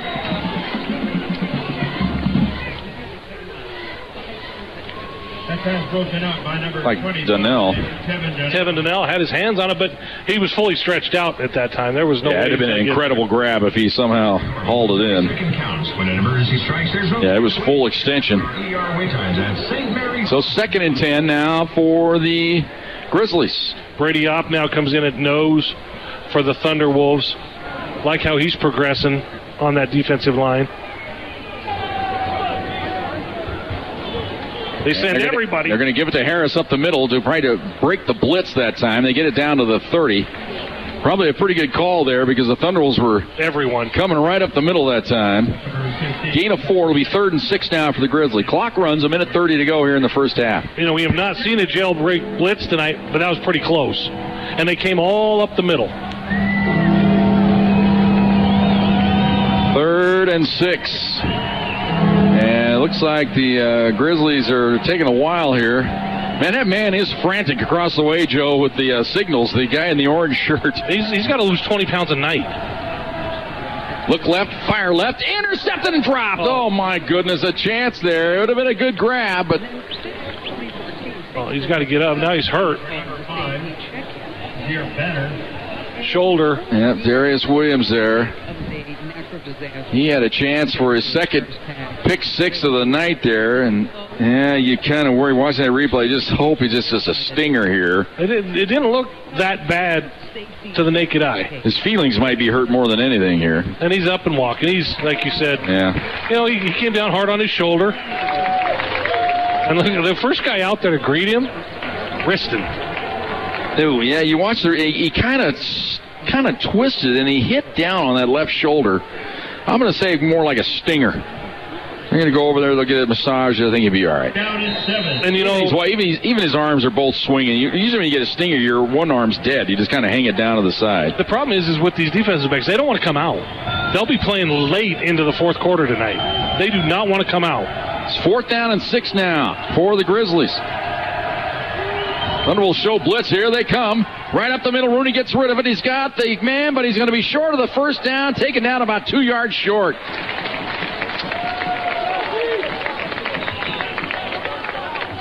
Pass complete to number 17. And they tried to get it over there on that right side, but the good tackle by the Thunderwolves just about a yard or 2 short of the first down, so it goes over on downs. This is where you run it out, run the clock out.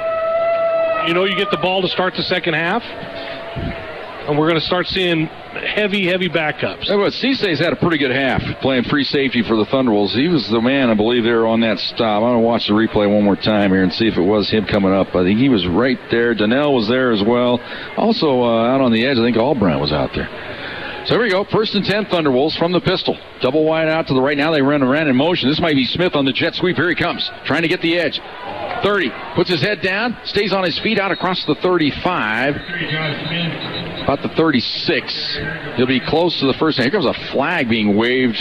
Yep, flag being dropped. It wasn't even thrown. The official waving the flag came out to midfield and just dropped it at the 30-yard line. Somebody from Adams State's bench alerted the side judge that there was a violation there. Could be an illegal formation on the Thunderbolts. When Smith came in motion, maybe the end wasn't covered up on that side. That's going to be my guess here. Maybe an illegal formation on the pack. Well, they have it 5 yards off the ball, off the line of scrimmage. If they wave this off. Officials chatting it over here. Personal foul. Block below the waist. Number 64 on the offense. 15-yard penalty. Repeat first down. They're going to call Corbin Feenster with a block below the waist. And he's the center. So a chop block. 1st and 1,000,000.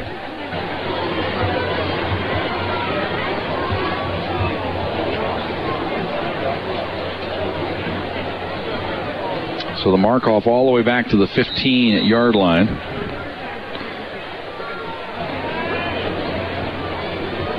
So now the Thunderbolts here with 49 seconds to go in the half. You know, Marche Denard is back in. I didn't think we'd see him the rest of the game. Smith comes in motion, resets behind the right tackle. They give it to Marche off the right side. Follows the blocks, puts his head down.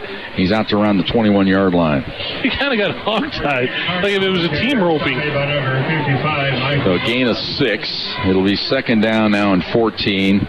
Thunderbolts in no particular hurry. When you're up 35-7, and you're going to get the ball first to start the second half, not really a big sense of urgency right here, and you can't blame them for no sense of urgency. Just get out of this half and get on into the locker room, reset for the second half. Down to 14 seconds ago. Look right, fire right, ball caught. Across the 25 to about the 27-yard line. Amon Johnson on the grab. Goes out of bounds with 6 seconds to go. They're going to spot it at the 28. So it'll be 3rd down and 8. Down in distance, not really that big a factor here with the time on the clock. 6 seconds, you just hand it off and call it good. Or chuck it. Well, you could see that shot down the middle of the field to O'Shea Washington like we saw down in Las Vegas, New Mexico a couple weeks back.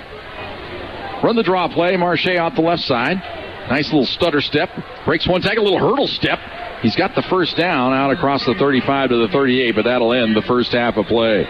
It's a big one for the Thunderbolts. They scored on offense, they scored on defense, they scored on special teams. They lead it 35-7 as we go to break. Stay tuned for our halftime show right here on Fox Sports Pueblo. CSU Pueblo Thunderwolves football on Fox Sports Pueblo 1350.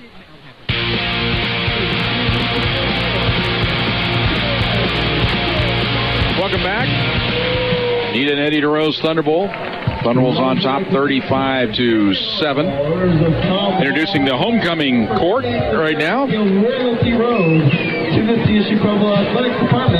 They're honoring them out at midfield. They brought me names and stuff like that. I'd introduce them, folks, but I have no idea. Here's the first half recap. Thunderbolts struck first. Marche Denard on a 3-yard touchdown run. Capped a 5-play, 60-yard drive. It was the first drive of the day for the Thunderbolts.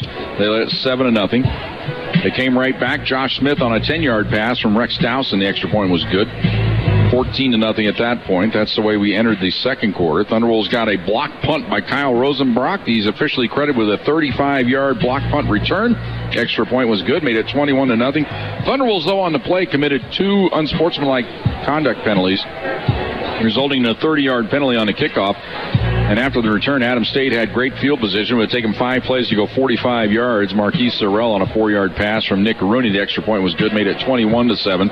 Thunderbolts came right back, though. They went 65 yards in 10 plays. Rex Dowson on a 2-yard bootleg run. Extra point was good, made it 28-7. And then it was Darius Williams' turn to get in the book. Officially a 99-yard interception return. Extra point good by Mitchell Carter, and that's the way we closed out the first half, 35-7. It's been a busy day here of college football all around the country, plus some Major League Baseball playoff action. We'll have all those scores for you. Coming your way next, Thunderwolves football on Fox Sports Pueblo. CSU Pueblo Thunderwolves football on Fox Sports Pueblo 1350.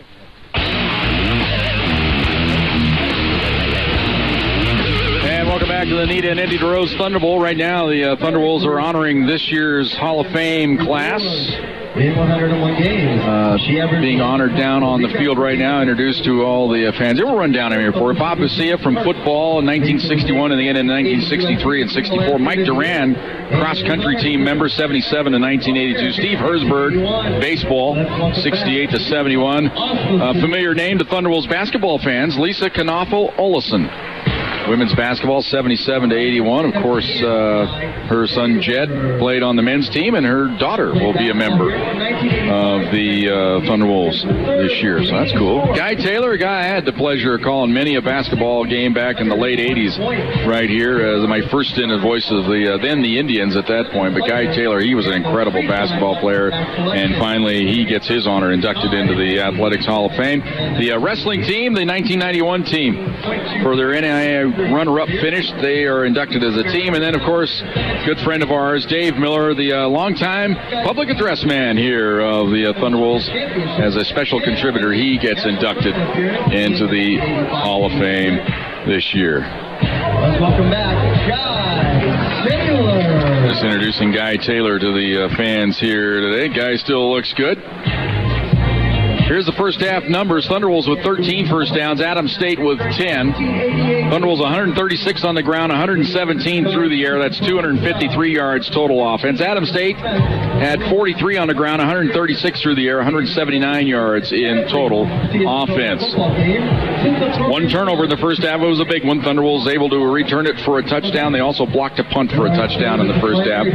Thunderwolves were 4 of 5 on third downs. Adams State 4 of 9. Thunderwolves 3 of 3 in the red zone. Adams State was 1 of 2. 500K over the last 28 years. And what else did we not do there? Possession time, 15:26 for Adams, 14:34 for the Thunderwolves. Individual numbers, Denard 9 carries for 64 yards and a touchdown. Michi 8 for 53.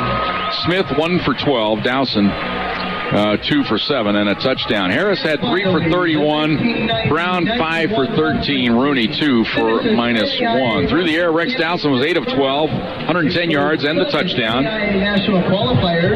Rooney 14 of 30, 1 intercepted and a touchdown. Amon Johnson 3 catches for 10. Denard 1 for 30. Boyd 1 for 28. Eckhoff 1 for 17. Sorrell 5 for 48 and a touchdown. Ultra 3 for 42.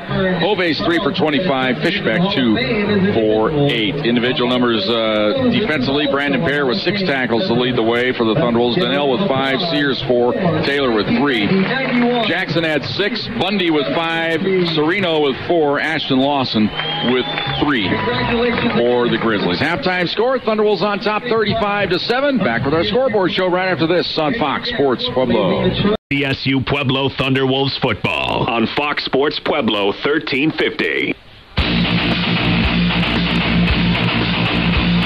And welcome back to the Neta and Eddie DeRose Thunderbolt. Thunderwolves marching band entertaining us here at halftime after they honored the Hall of Fame inductees. Thunderwolves on top 35-7 here at halftime. Let's look at scores from around the RMAC. They are finals here. Mesa defeats Black Hills today 49-37. Dixie State over Chadron State 38-24. South Dakota Mines 52-14 over Highlands. And Fort Lewis defeats Western State 14-13. And Azusa Pacific and Mines just getting set to kick off out there on the West Coast. So we'll update you on that game as it goes along in the second half. Other scores of note in Division II football. We'll give you the ones that are in progress here at this moment. Number 2 in the country, Texas A&M Commerce. They trail Midwestern State at halftime, 27-14. So a good one going on there in the Lone Star tonight. Upset alert down in the MEAC as the Gorillas lead Fort Hays State. Fort Hays, the 12th ranked team in the country. They trail right now 17-14. That game is at halftime. Fourth quarter score, another big upset alert as number 17 Winona State on the road leading Sioux Falls 31-6, 17 against number 4 in that ball game. Another upset alert, West Alabama. There's 21st in the country. They're on the road. They lead Delta State 29-10. That is in the fourth quarter. The rest of these are final. Northwest Missouri, the number 1 ranked team in the country, they survive a scare. Central Oklahoma pushed them to the limit, but Northwest Missouri wins it 17-10. IUP defeats California. Minnesota State defeated Augustana earlier today. Shepherd over West Liberty. Grand Valley State has just gone final. They defeat Wayne State, Michigan, 45-27. Number 8, Ashland, a 38-13 win over Northern Michigan. Harris State, the number 10 ranked team in the country, defeats Tiffin today 13-3. Number 13, UIndy, a former Thunderwolves playoff opponent, they defeat McKendree today 28-10. Slippery Rock holds on and defeats Mercyhurst 31-28. Number 18, Central Washington, they defeat number 20, Humboldt State 55-27, the final there. Number 19, Bowie State 41-10 over Chowan. West Alabama, 23rd ranked team in the country, the team the Thunderbolts defeated in the semifinal back in 2014. They defeat Valdosta State today 42-13. Wild game down today in Arkansas. Arkansas Monticello 46-45 winner over Arkansas Tech. And Washburn, the 25th ranked team in the country, defeats Missouri Southern 49-21. Back with more scores right after this on Fox Sports Pueblo. CSU Pueblo Thunderwolves football on Fox Sports Pueblo 1350. And welcome back to the Thunderwolves. Thunderwolves on top 35-7 here at halftime. Let's go ahead and give you the scores from around the country on the big boys side of the house. Northern Colorado, a spirited game today with North Dakota, but they finally lose 48-38. CSU defeats Utah State 27-14. Navy comes back in the final seconds and defeats Air Force today 48-45. Colorado at halftime, they trail it. I can't remember the score. It's either 17-14 or 21-14. So the Buffs up against it today up in Folsom. That won't hurt Joe Cervi's feelings whatsoever. Other scores from the big boys. Alabama over Texas A&M 24-3. That game in College Station tonight. Virginia Tech leads Boston College 20-3 in the third quarter. Wisconsin leads Nebraska. 2 big Reds getting it on. That's late in the first half. 17-7 Wisconsin on top of that one. Washington State leads Oregon 13-10 in the second quarter. Central Florida late first half score leads Cincinnati 37-13. Halftime, Michigan State upset alert. They lead Michigan 14-3 in the big house tonight. Here are the rest of our finals. Auburn over Ole Miss 44-23. Clemson over Wake Forest 28-14. Georgia defeats Vanderbilt today 45-14. Penn State over Northwestern 31-7. Iowa State in the big upset of the day defeated Oklahoma 38-31. TCU survives the scare, but they defeat West Virginia 31-24. LSU, they defeat Florida 17-16. Notre Dame 33, North Carolina 10. Miami of Florida gets a last-minute touchdown, defeats Florida State 24-20. Ohio State over Maryland today 62-14. USC over Oregon State 38-10. Stanford and Utah, California and Washington, San Diego State and UNLV later tonight. Last night it was North Carolina State defeating Louisville 39-25. Baseball scores from today. The Nationals come back 5 in the 8th, defeat the Cubs 6-3. After one out at Chavez Ravine, the Diamondbacks lead the Dodgers 2-0 as they head to the second inning there. Back with our second half. Here, the Thunderwolves lead at 35-7 on Fox Sports Pueblo.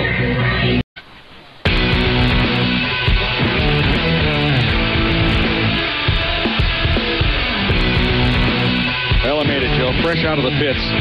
Sometimes you have to go and do what you got to do, and thanks for Caitlin playing that music just a little extra longer. We don't get a lot of time in between things, but I did have to write a little bit that first half. We are on deadline. Yes. There's one person in the stadium, Jim, on deadline. That's you. One.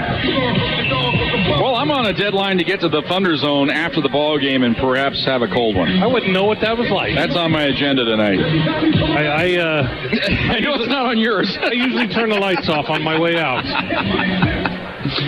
All right, we're about ready for the second half here. I don't know why I sat down, because you can't sit down here and see, so you got to stand up. So we'll put the chair back behind us here. Well, you and I have been doing this long enough to know that when I'm standing and broadcasting, what does that mean?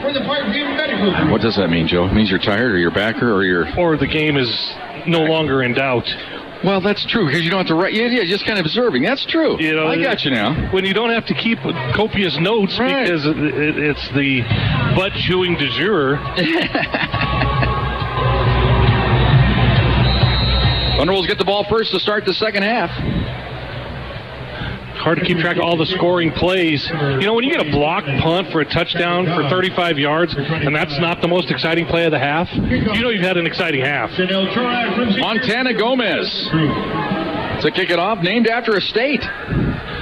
And a character on TV. And it goes out the back of the end zone. It was fumbled right at the goal line. It'll be down deep in the end zone there. Did you see that poor kid who thought he was clocking it the other day? And he took a knee instead of clocking it. And he was trying to kill the clock, and he just downed it with no timeouts.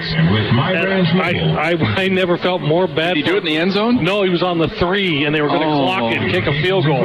But instead of clocking it, he took the knee, and the clock kept rolling. Yeah. Oh, my goodness. I didn't see that. That had to be heartbreak that city. That poor kid. You talk about getting lambasted after that. I don't know if I've ever felt that feels... I'm a little uneasy just thinking about it. Up under center, Dowson. Ball in the right hash mark. Marche Denard. Looks like he had a lean going there, but he gets away with it. Look up, a little pass out in the flat, caught by Morgan Smith, the tight end. He looked good there. Sammy Long was running the old out and up pattern. I was focused on him, but he was well covered, and then Smith just kind of came right in underneath there where the safety had vacated. Stop by number 35. Thought Marche Denard got away with a little, as we call it, the Centennial lean here in Pueblo. I like Adams State's defensive lineman Charlie Coca gets up and helps Rex up. Says, "You all right, buddy?" That's a lot of weight coming down on you. So 1st and 10 Thunderwolves at the 35-yard line after the gain of 10. Run the draw play. Denard off the right side. Nice cut across the 40. 45. Puts his head down. Barrels out to midfield down to about the 48-yard line of the Grizzlies. Get out of my way.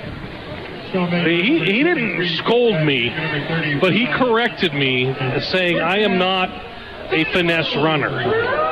I never thought of myself as a finesse runner. That's the words he used when I said, "Hey, that was a pretty physical run." Well, of course it was. Yeah. He kind of looked at me like, when was I anything other than that?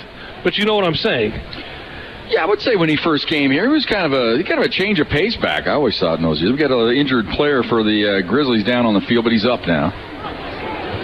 But yeah, you know, when he came along, that was JB's team, really. Yeah, and to me, a physical runner. And then Cam was coming along. Austin Meachie's a physical runner. Austin Meachie's that physical bulldog type fire hydrant with arms. You know, Marche's, he's got that burst. I guess there's more Cam, Steve. I'm getting a little... Cam was the runner in 2014. So Marche was kind of stuck behind that. Right. But he was kind of the change of pace guy. Come in on third down. You might throw him a flip him a ball in the flat, stuff like that. Mop-up guy. Well, he's mopping up now.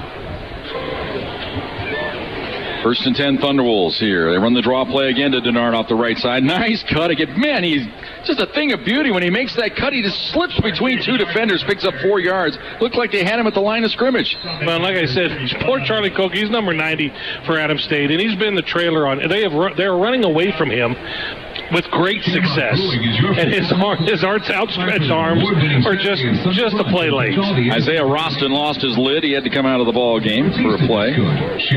Could be all that hair he has underneath that helmet, keeping the helmet from being tight. I would know nothing about that. Yeah, we have no issues with that.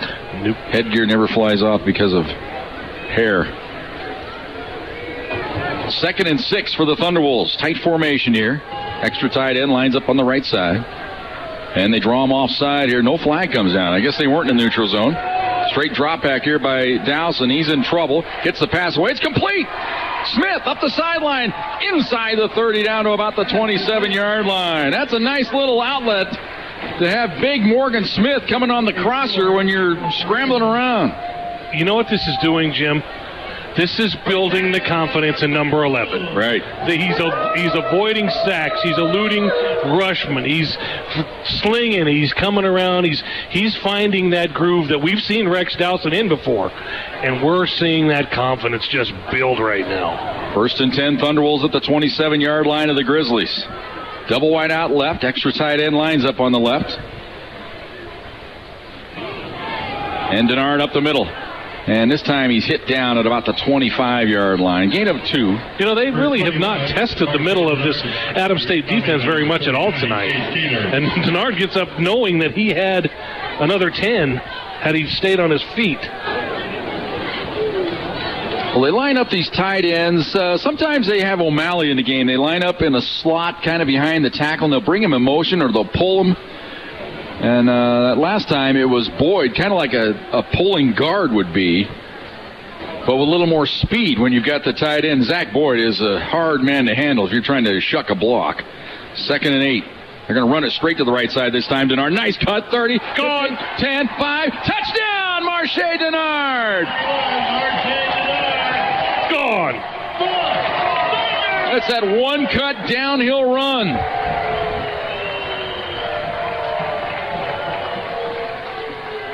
And that time, instead of pulling somebody, Joe, they just had the men on the right side, and they just bashed them.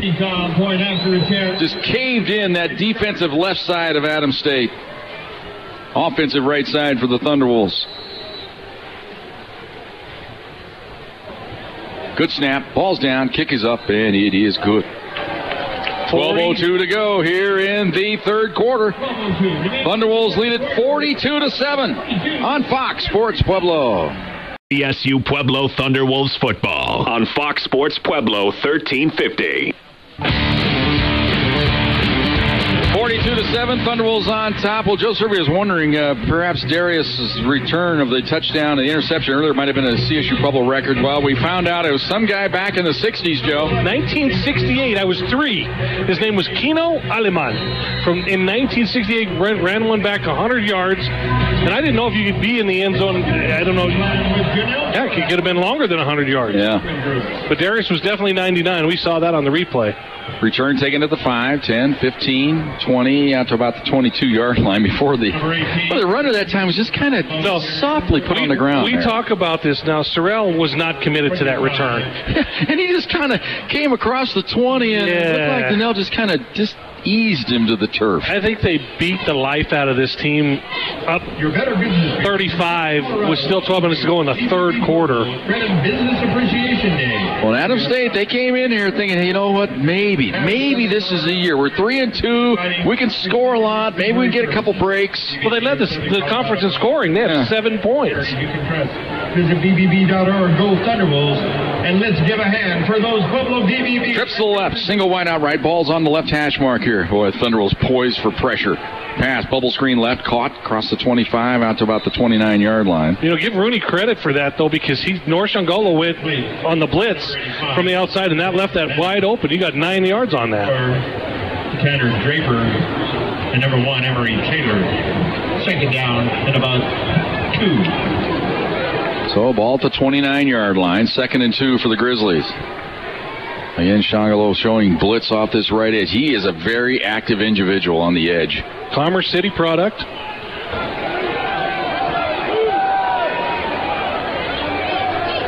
Straight drop back, pass caught, 1st down.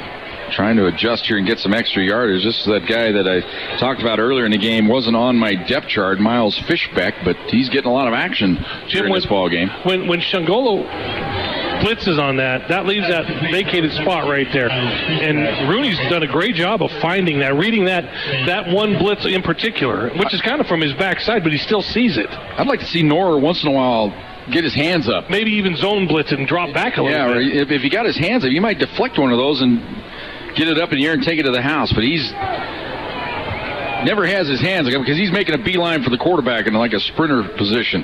Here he comes again. And they give the ball up the middle this time. And they're back to the running back. Remember, I wondered in the first half that Corey Brown might have been injured. You said otherwise, and you're right, because he's back in there here. Tyree Harris saw a lot of action in that second quarter. Just looked like a little change of pace. That was a nice run there. Picked up 8. And really, for this offense to click, they need to get some yards on the ground. Make it a little easier on Rooney. Now they changed the play up, and there's that frantic man. I'm telling you, you know what he does? His day job, he's a Zumba instructor. Here's the little flip out in the right flat. Ball caught. No first down. Maybe a gain of about a yard. Number 10, Sam Harden. Start made by number 13, Dominic Cisse. Cisse again, Jim. You called his name. He is all over the place in this game. You know, and he started that play on the far side, and he still made the play.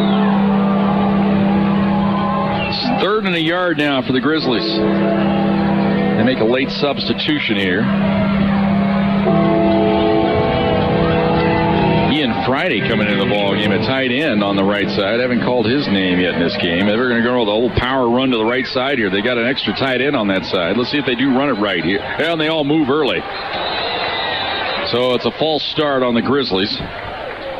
And you do not want to poke the bear in Josh Croy. And they just did. Yeah. False start. 5-yard penalty. Still 3rd down. Adams State has not been penalized much, but that one's a killer. Yeah, you go from 3rd and 1 to 3rd and 6. Yeah, now you're up against it again.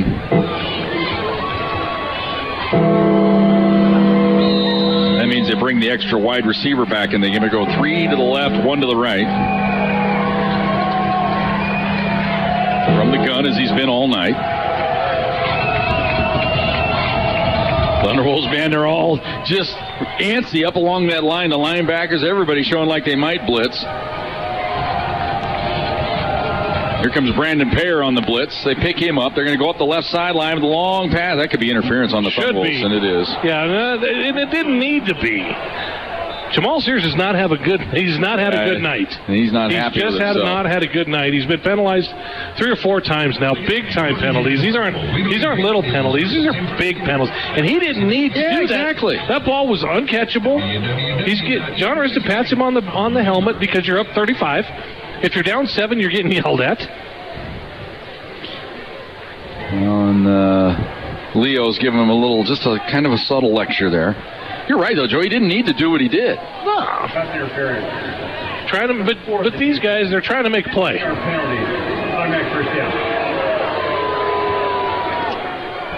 So this one takes it to the 47-yard line of the Thunderwolves. 15-yard mark off.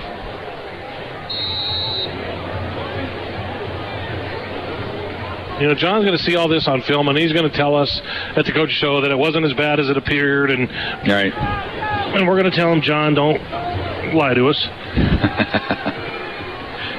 Trips to the right.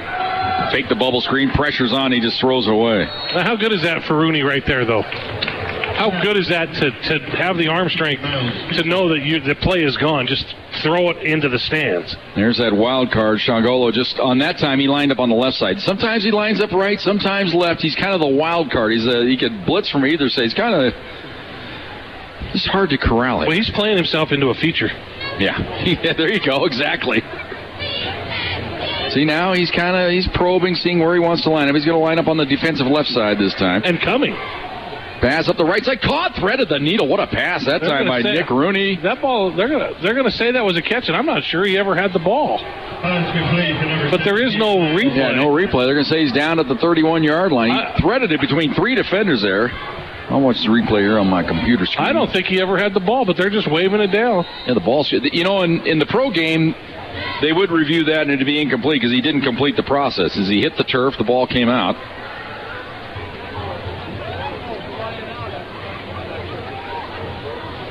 But the officials conferred over on the sideline, said, yep, it's a catch. They said, did you see what I saw? They just said yes. They didn't ask what it was. Right, exactly. They just said yes. Slow snap handled. Pass left side and incomplete. Rooney had a couple of Thunderbolts right at his feet. I think Michael Riston was right there pressuring him. Kind of bothers him. Well, if a quarterback has people down at his feet, it kind of bothers him. This three-man rush with the wild card coming from every which way has done a great job on that offensive line. Thunderbolts lead the ball game 42-7. 8:32 to go here in the third quarter.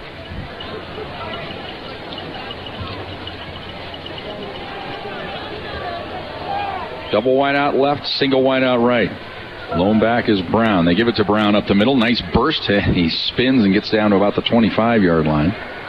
Ran right into Sears that time. Number 5, Gain of 6. It'll be 3rd down and 4 now for the Grizzlies. Well, if you're a defensive back for CSU Pueblo and you're not physical and can't tackle, you don't play.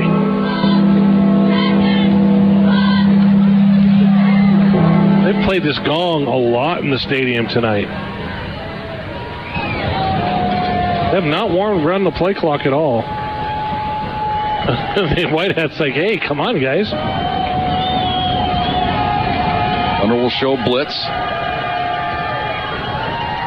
Hare wants to go. He wants to go so bad, and Kreiner's not going to let him go. Defense coordinator Mark Kreiner's going to say, you stay in that middle for a crossing route. Oh, here comes the pressure. They look right, fire right. Could be defensive holding. They don't throw the flag. Ball comes out. Incomplete pass. There was definitely a little tug there on the edge by the Thunderwolf cornerback. They tried to get it to Hoves. Well, that was Marcus Lawrence on the coverage. Playing some spot coverage tonight. He did a good job of just ripping it out of there.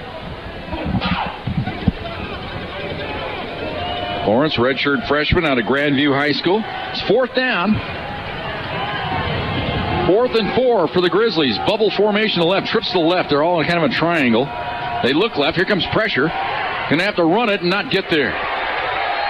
Ball might have squirted out at the end. It's a moot point. Thunderbolts going to take over anyway. They might get credit with a fumble recovery, as Thunderbolts definitely do come up with the ball. It'll be an official score ruling here. When somebody's hurt, but they're waving him off. That was Deion Sizer.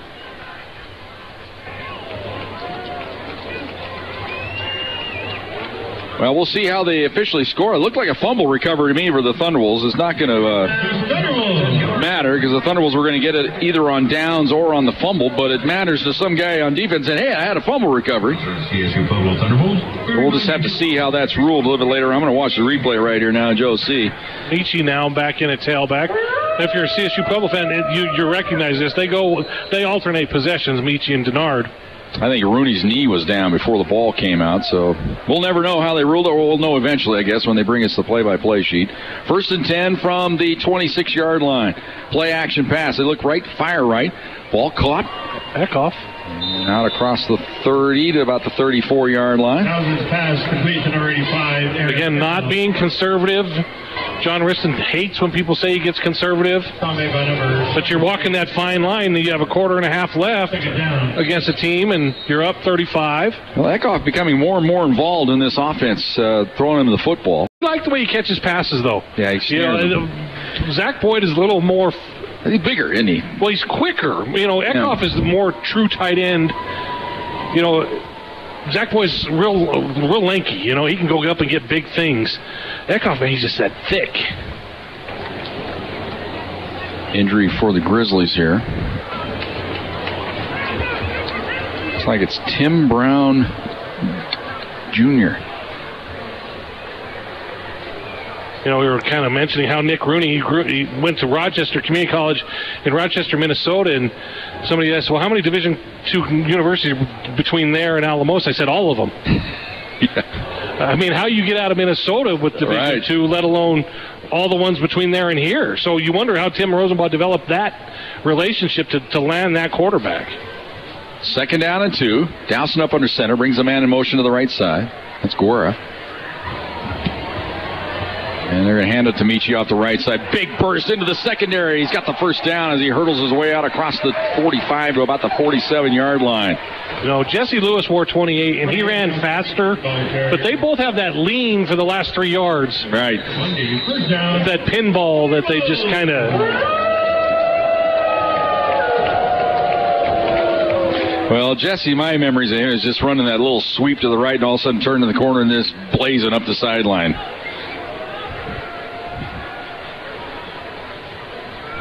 First and 10, Thunderwolves leading it 42-7. 6:20 to go here in the third quarter.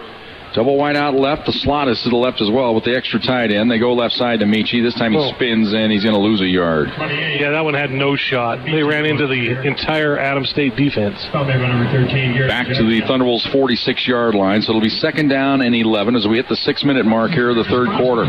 We'll be in Durango next week. At Farmers, we believe in smarter Noon start. The more you know, the better you can plan for what's ahead. So we'll head on over Friday. Hopefully some of the leaves will be stuff. The weather's going to change this week. Who knows what's going to blow in through the mountains. 888-96. Saw some pictures from a couple friends of mine that went over in that area this week, and it was just gorgeous. Draw play. Michi off the right side gets a block and gets forward for a couple of yards. So about the, they're going to mark it at the 49. A gain of 3. Going to set up third down now and 8 for the Thunderwolves here with 5:20 to go in the third quarter. They lead it 42-7. You know, the only guy who feels like he hasn't contributed today is Tanner Kuda. Yeah. The punter has not punted once today. Andrew Thomason's had a few long snaps on the extra points. And Mitch Carter's kicked. Right. 6 extra points. I had to do the math in my head. That's just so bad when you have to do that. How many touchdowns is that? That's just wrong. Double wide out left, single wide out right. Eckhoff in motion resets on the right side of the formation here from the pistol. Straight drop back by Dowson. They give him time, fires it left, and that should be interference. That should be a flag. And no flag. Everybody in the house knows it except the guys in stripes. Wow. That was brutal. He got there about a second and a half before the ball. But you're up 35. I guess so. Jeez. Watching the replay. Well, they're going to put it up on the big screen. Yeah, it wasn't even close. Jeez, and O'Shea Washington is not he's a physical receiver. He's not real tall, but he's pretty thick. Yeah, look at this little formation. Yeah, they're going to go unbalanced left, rugby style kick left, and whistle, and they got either probably a legal formation. You know, maybe they weren't set because they did it real quick.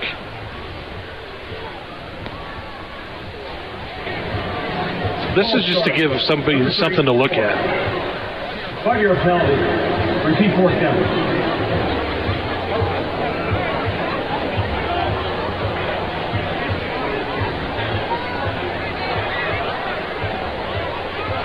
I was watching Tanner Kuda before the game, Jim, and he was punting the ball 60 yards in the air. Yeah. Just booming it. He is blossomed into one of the premier punters in the country. The trajectory, too, has that spiraling, it's like a howitzer shot. Oh, he's starting, you can start to sound, you can hear it at the thud now. A little more traditional now.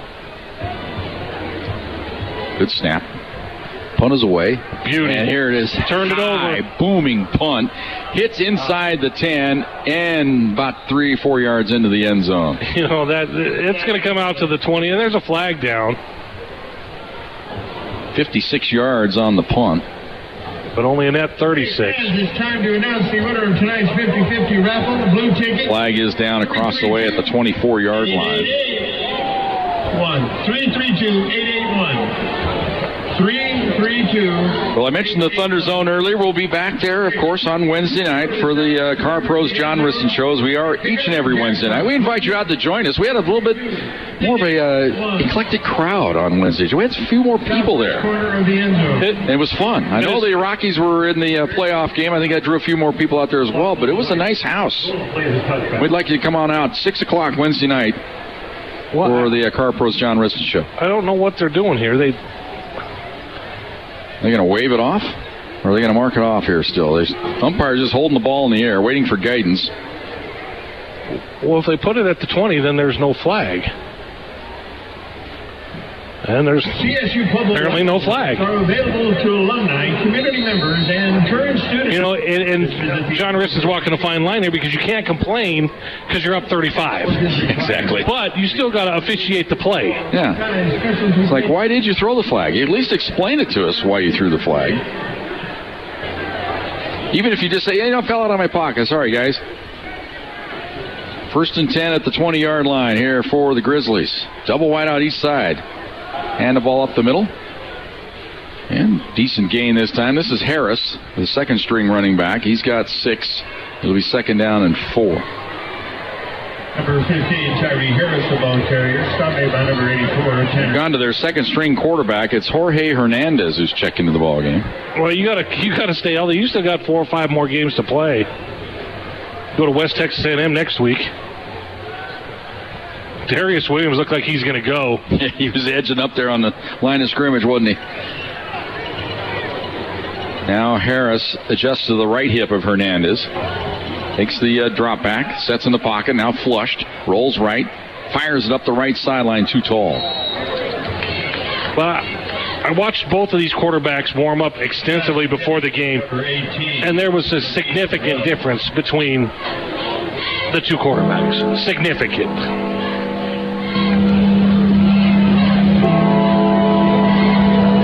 So it's third down and 4. Does that mean you're waving the white flag, though, Jim? Yes, you're just trying to find a spark here, perhaps. Straight drop back, fire right, and it is caught and maybe intercepted. Ball's loose. Now they're going to say incomplete. It had a chance to be caught, it had a chance to be intercepted, and then it had a chance to be dropped, which it was. Broken up by number 16, Marcus Lawrence. Brings up 4th down. There's that man Lawrence again on the play, and just looking. He had his hands on it for a moment, then it just kind of fell harmlessly to the turf. Again, a physical defensive back. So 4th down, and the Grizzlies will punt it away from their own 26-yard line. You just wonder if we're going to see Gunnar Lampier now. Brandon O'Donnell back deep to receive the punt this time. You know, last time he kicked, he got it. Takes it. Nice. Across the 30, makes another man miss. 40, 45, 50 up the middle of the field, across midfield, runs into his own man, and then is decked at about the 44-yard line. That's where you got. Don't hit the guys in the red. They're your own teammates. 33, Shane Larson, the ball carrier. Shane Larson out of Pueblo West High School. And he ran right into Anthony Barron, who's out there playing special teams, and he ran right into his hip.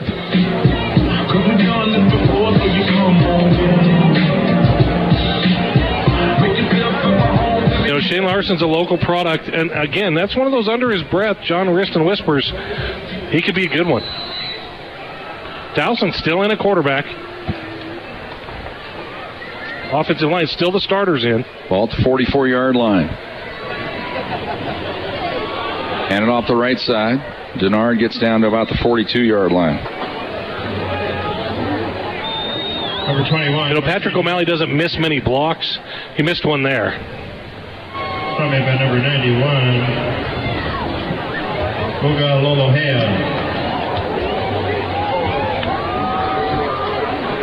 So it's second down and 8 for the Thunderwolves from the 42-yard line. Smith. Alex Mitchell, the starting offense. Excuse me, Jim. Alex Mitchell, the starting offensive lineman, is on the bench with ice on his shoulder. Here's Denard off the right side. Nice cut. 35, 30, 25, 20 up the sideline. Turns on the Jets into the end zone. Touchdown. Boy, it looked like they had the angle on Marche Denard, but then he put on the afterburners and cruised on into the end zone. What a run. He ran right by the two safeties of Adams State. Looked like they had the angle at him at about the 15-yard line. He just flew right on by. It was almost like they thought he was going to go out of bounds. And he just... Field goal is hit. Number 29, Mitch Carter. It's another adding to the list of scintillating runs this year as Marche Denard. Extra point try. Kick is up. And it is good. 2:46 to go here in the third quarter. Thunderwolves now lead it 49-7 on Fox Sports Pueblo. CSU Pueblo Thunderwolves football on Fox Sports Pueblo 1350.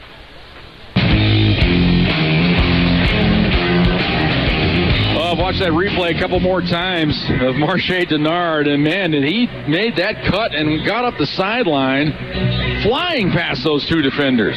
It's a whole nother gear. That is some athleticism that I am unfamiliar with. It's just an incredible run.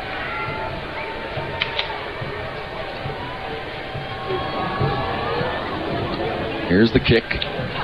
He'll be taken at the 6-yard line this time, across the 10. Sorrell 15, again, not 20, and kind of lumbers across the 20 to about the 23-yard line. You know, he's got a great burst of speed, and he just didn't have it there. Marquis Sorrell, the ball carrier, stop made by number 40, Miles Matthews. Well, it's like you say, Joe, you got to be a little bit nuts to return kicks. You got to just run it as hard as you can. If you get hit, so be it. Well, you want to get on the field any way you can. Payer is still in there. Rosenbrock in there. You got some backups at defensive line. Darius is still in there. Emery's still in there. Tanner Draper's still in there. Well, it's good to see Darius back out. Remember, he left the game earlier tonight with that little stinger on his shoulder. But, you know, I've watched all the mop-up time games, and he's still in the games. He's one of those, you know, Steph Dickens was like that. C.J. Roberts was like that. They wanted to play. Yeah. Man, they look at this as an opportunity here. 2:46 to go here in the third quarter. Straight drop back. Pass over the middle. Caught Hovace. And ball came out. Thunderbolts come up with it. Do they signal the play dead? No, they're going to say it's a return for the Thunderbolts. No whistle. Now the officials chatting down here about the 40-yard line. Thunderbolts think it's a fumble recovery. They say they ripped it free. Now I see one of the officials pointing down. They're going to say first down. They're going to say it was first down.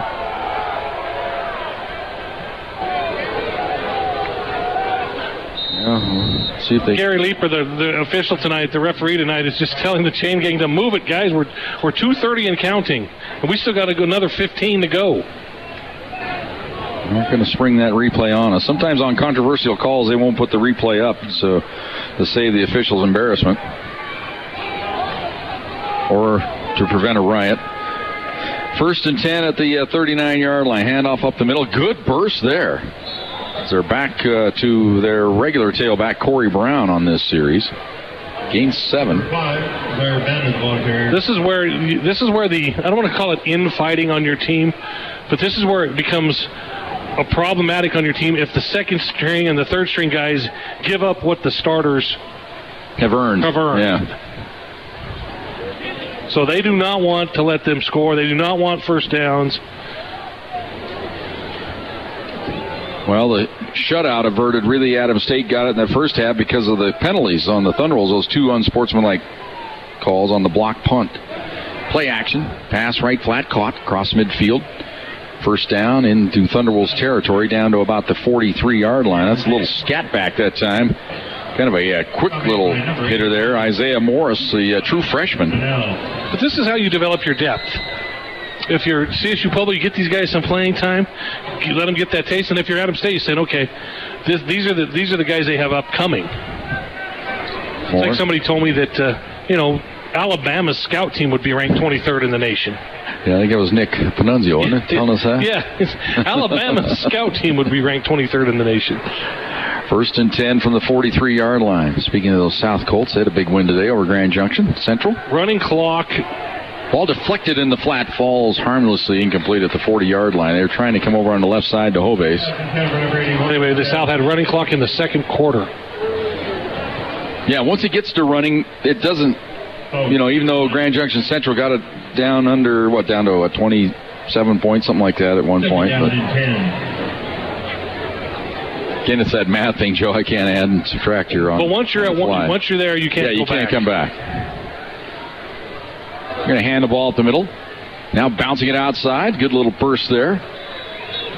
Corey Brown, he'll pick up about 7. So he's had a couple of 7-yard runs on this drive. Going to set up 3rd down and 3 now as we're down to 40 seconds to go here in the third quarter. Thunderbolts on top, 49-7. 35 seconds. 10 seconds differential between the play clock and the game clock for the third quarter. Now they're going to juggle the formation. Everybody going to come over to this left side. As Sorrell and Hovace. Now they're all looking over at the signals coming in from the man in the orange shirt, the offensive coordinator, or I'm not sure if he's the coordinator. He's the designated play caller over there. Hovace goes in motion now. They got to call timeout. Yeah, as the play clock was down to 7. And speaking of 7, that's how many seconds we have here. 7 seconds to go in the third quarter. We'll take a quick 30. Thunderbolts on top, 49-7 on Fox Sports Pueblo.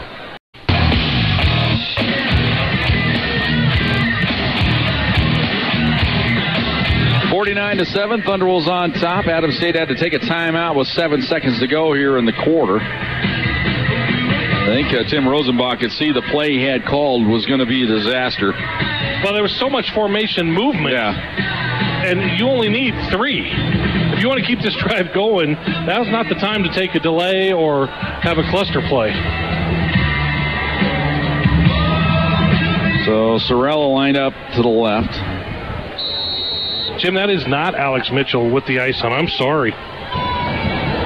See who this is down there on the side. We'll get that injury update for the Thunderwolves. Hovace goes in motion. They fake the jet sweep. Now they're going to flip it over to the right side to Hovace. Makes a cut. He gets forward. I think he's got the first down. We'll find out when we come back for the fourth quarter. And the 3 from the Thunderbolt. CSU Pueblo Thunderwolves lead at 49-7. Back with the fourth quarter on Fox Sports Pueblo. CSU Pueblo Thunderwolves football on Fox Sports Pueblo 1350.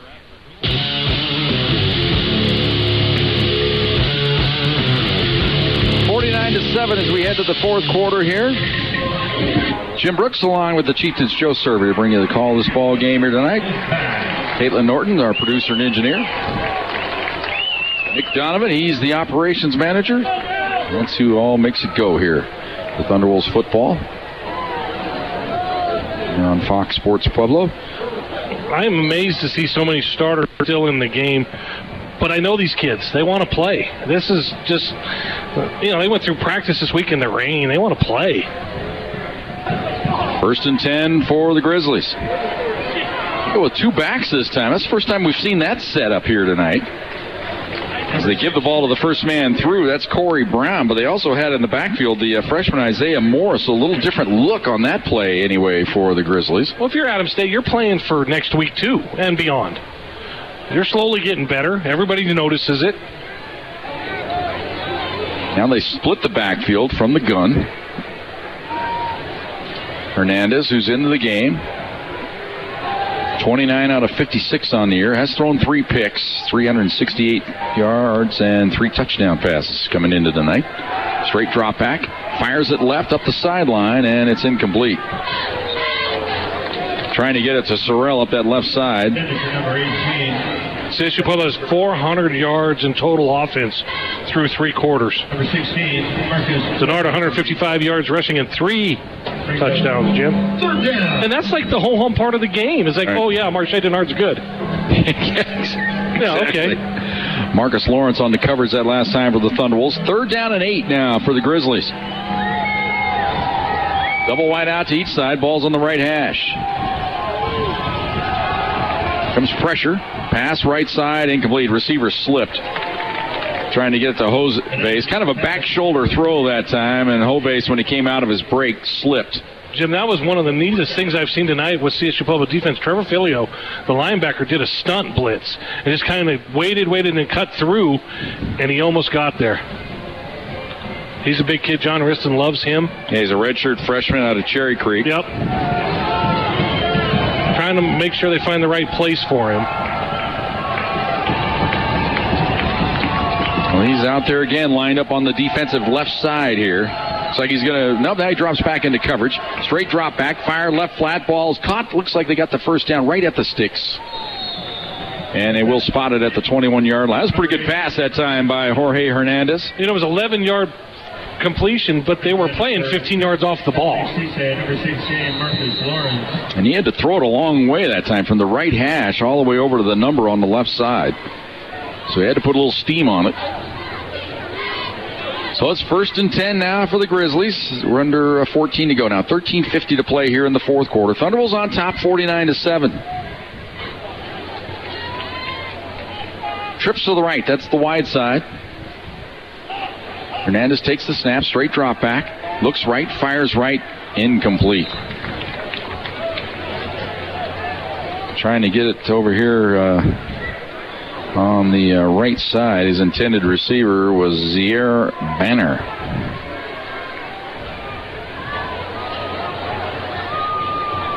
So 2nd down and 10. CSU Pueblo has 49 points. That isn't even the season high this year. 56 down in Highlands, the high school stadium. Thunderbolts jump off, but they get back on side. These are officials who want to get over with. Yeah. They're ready to get done. That's all part of that Adams State pre-snap read. They come right through there, get the pass away. It's caught on the flat, but going nowhere is Corey Brown. Number 6, Corey Brown. See who was out there in coverage, Jim? Brandon Pear. That was Brandon Pear from the middle of the defense to make that play. Well, it was Jackson Wibbles who had the early pressure that time as he just went right around the block attempt, kind of like the Olay block.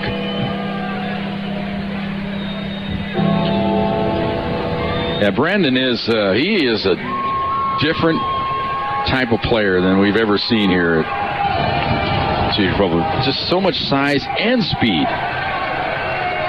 Fired toward the end zone, incomplete. You know, physically he may be the best ever, and that's saying something about a program that has 2 guys in the NFL on the defensive line. Right. But he went to media day with all the other teams in the RMAC, including his own team, and they took Corbin Feenstra and Josh Croy, and Pear was the biggest guy in the room. Yeah.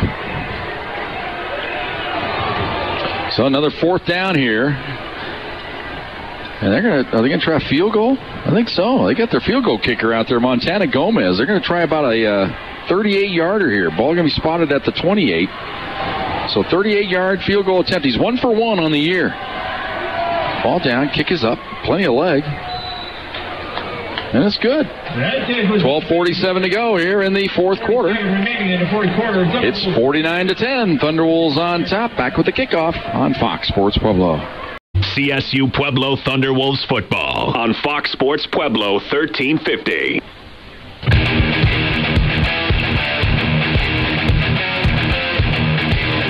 49-10. Thunderwolves on top.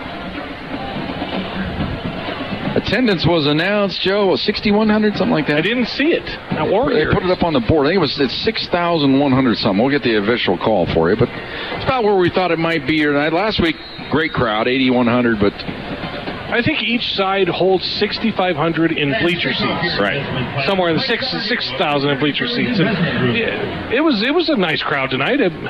Like I said, it was kind of a weird day, though. I watched football all day and then had to come watch football. Yeah. Harvest Moon in the distance. Here's the kick. Angles toward the left. It's taken at the 8-yard line. Across the 10, 15, 20, 25, 30. Out to about the 33-yard line. Number 27. Gunnar Lampier coming in now, along with the entire backup offensive line. Tavon Dodd on the return for the Thunderwolves. Stop made by number 15, Tyree Harris. So Gunnar, we got to see him in action down in Las Vegas a couple of weeks ago. Impressed us with his running ability in that game. He ran a couple of read options. He's got some speed. You watch him sling it around. He's got a pretty good arm. Well, He's got the size. He looks like a quarterback. As John Richardson said before, we've had worse out there. For darn sure. Ball at the 33-yard line. He operates from the pistol. He gives it up the middle. And Michi Number 28, Austin. out to about the 37-yard line. Pick up a 4. It'll be 2nd down and 6 for the Thunderwolves. 12:28 to go here in the 4th quarter. Thunderwolves on top 49-10.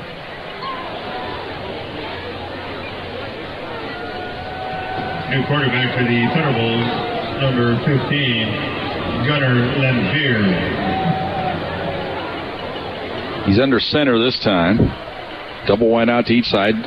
O'Malley's in the ball game. He resets on the right side of the formation. They're going to come back left, though, to Michi. Nice cut across the 40-45. He's got the first down before he's hammered down, but then he squirts out of it. That was amazing. Looked like he came to a dead stop at about the 48-yard line. Stays on his feet, though, and then look at the guy that tried to tackle him. That tells you something about the play. He ends up on his backside, writhing around in pain, and Michi got an extra 3 yards. Well, you and I, we know Austin Michi well. And we've seen him on the sidelines and in games. He is as thick as a defensive lineman. And he just puts his head down, gets some steam, and then there was a little train wreck there at the tackle. And the defender is up. Man, oh man, that was quite a blow that Garrett Jackson took on that play. He is wobbly heading toward the sideline. They've got him escorted out. I'm just taking another look at it, and he just he administered the blow, and everybody kind of fell off him, and then Michi just carried through for another couple of yards. So it's 1st and 10 on the Adams State side of the field at the 49-yard line. Lamphere under center. Takes this down. They're going to run the reverse play around the right side. You can't slow down. And stopping and going that time. And, of course, this is the guy for the Thunderbolts. We all know about the speed he has, Clayton Lewis. But he kind of hesitated when he came around that side. Okay.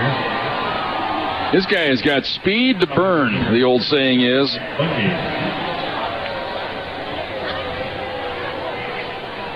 I'd like to see him get in the game and just try the old-fashioned fly pattern, Joe, the bomb. Or the sprint draw. There's something that you can get him in the open and just let him go. You know what it kind of reminds me of? Now, we'll get after this next play here. I'll bring up a name from the past that we would know.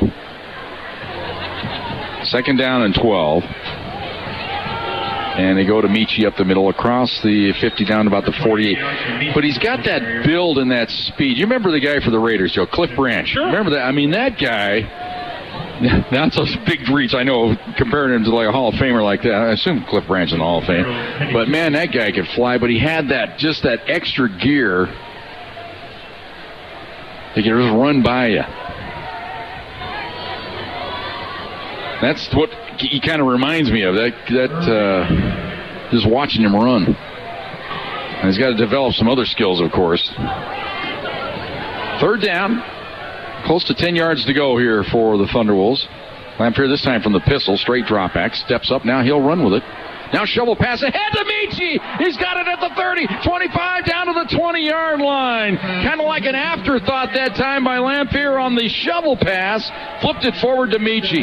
That's what we talk about with Gunnar Lamphere. He's true freshman. I mean, this kid last year was at Grandview High School at this time. I mean, that wasn't your ordinary shovel pass. That was about a 10-yard flip. And then, of course, Michi just barreling all the way to the 20. So it's 1st and 10, Thunderwolves. Looking for more, already leading 49-10. We're under 10 minutes to go here, now to 9:45 to go in the 4th quarter. Lamphere to under center. He hands it to Michi off the left side. Good burst, 15, 10, 5. Touchdown, Thunderwolves!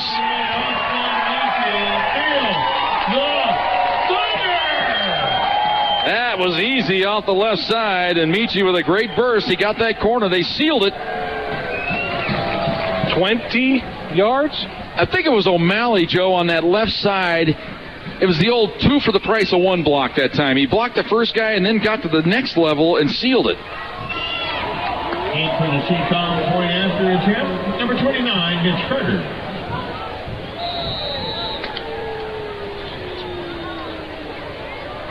I think it was O'Malley just caved in that left side. Here is the ball down. Kick is up. And it is good. 9:35 to go here in the 4th quarter. Thunderwolves lead at 56-10. Thunderwolves football on Fox Sports Pueblo. CSU Pueblo Thunderwolves football on Fox Sports Pueblo 1350.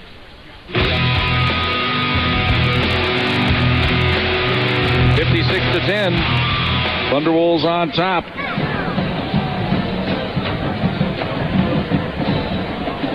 See, that's Michi's first touchdown tonight, right? As far as he had another one. I can't lose track here. That is his first touchdown of the night. Okay, so that's his 8th on the year. That's his 7th on the ground. He also caught a touchdown pass earlier this year. So 8 touchdowns on the year for us and Michi.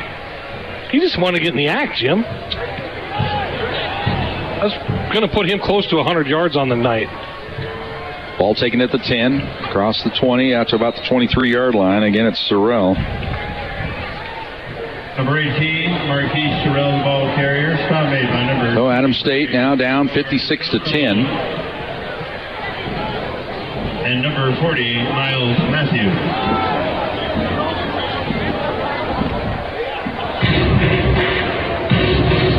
Big-time collision on that kickoff return, and that's what you like to see, guys that play defense, but they also play good special teams. North Shangalo that time on the coverage unit. Get the fly down there and blast somebody.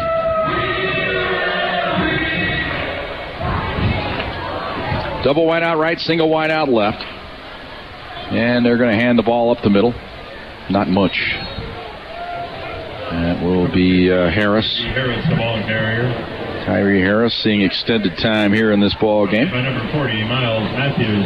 He's 2nd down and 7 now for the Grizzlies. Also in on the stop, number... They average 370 yards a game in the air, Adams State does. Right now they're under 200. They average 525 yards in total offense, which is 4th in the nation. They're not even at half of that. Yeah, it took a dent, didn't it? Here comes a blitz off the edge. They do hand the ball off up the middle to Harris. They gain another couple on the play. Number 15, Tyree Harris, the ball carrier. Thunderbolts starting to get some different players into the ball game. Brandon Medina's in the ball game, a junior out of Mesa Ridge. He's playing on the edge on the left side. Also in the game here, Kanalohe is in there. Opp playing the middle guard or nose tackle position.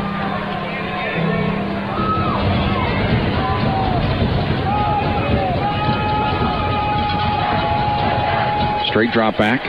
Comes pressure, pass away, almost picked off, and then I think it might have been caught. Pass intended for number 7. Kyle Rosenbrock. He had a chance there. He had it in his hands on the fly. The ball did hit the turf, evidently, before one of the Adams State players looked like almost sold the play there, like he caught it. It was quite a collision there.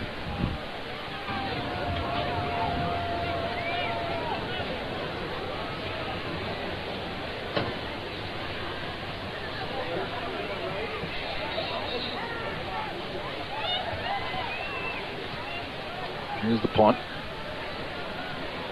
Taken.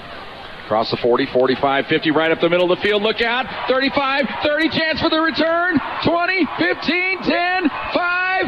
Touchdown, Thunderwolves.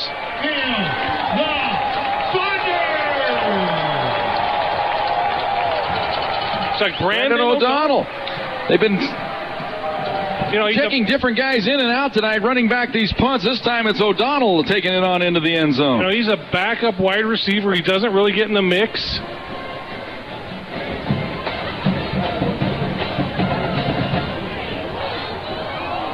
That's who I thought it was on the last time, but they said it was Shane Larson. I thought it was O'Donnell. Extra point. But they've been trying everybody out. It's been an open seat. Every one of them's had a great return tonight.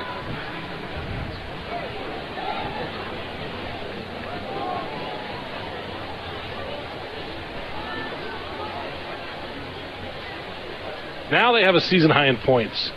Ball's down, kick is up, 63. And it is good. 7:45 to go here in the fourth quarter. Thunderwolves lead at 63-10. Thunderwolves football on Fox Sports Pueblo.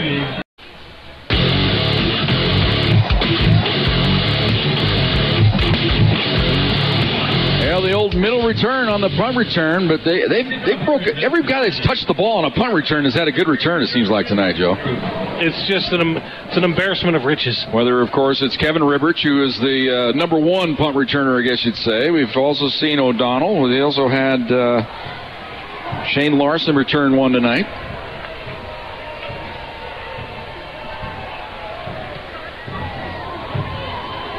Kickoff taken at the 5-yard line. Back across the 10, 15, 20. We're going to go the other way with one. Nope. Bumped into one of his own men that time. Isaiah Morris, that's the freshman Morris on the return for the Grizzlies. Ronnie Bennett. So Brandon O'Donnell, he's the sophomore out of Valor Christian. And we all know about Valor's prowess You left your phone in the high school ranks in Colorado, and the Thunderbolts have always been trying to get in there, try to tap somebody from there, and I think this might be the guy that really takes off for them. We're down there for presentations. If you've lost your phone, guest relations booth has. Well, they're one of those schools that produces Division I talent. Exactly. So you're are you looking for scraps? Yeah, I mean, we'll take the backup. We'll take the Valor scraps, I guess is what we're trying to say here, because if you get a guy from there, you know he's pretty good. Well, he's got the skill set. Sometimes those Valor kids, if they don't go D1, they don't go. They just say, okay, let's call it good. Division II football, you have to love football. Right. I mean, I don't care how good you are. You have to play for the love of the game at this level, or it's not worth it. I mean, at the higher levels, you play for the scholarships and the glory. And you're trying to go even further, yeah. But at this level, you play for the love of the game. 2nd down and 8 here for the Grizzlies. They look right, fire right. They had a chance to be picked. But they had a chance there was Donnell to return that one, but he kind of got hung up with the receiver. Number 25, Tevin Donnell. As he got tangled up with Sorrell. You could see the whole bench. They knew. They could see it in front of him. If he just didn't get hung up there, he was going to go the other way.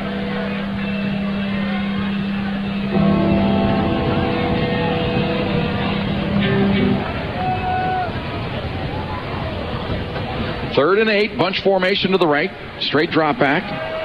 Pass, right side, caught. And it's going to be short of the first down, though. At the 36-yard line, about a yard short. As they get the ball caught out here on the right side to Fishback.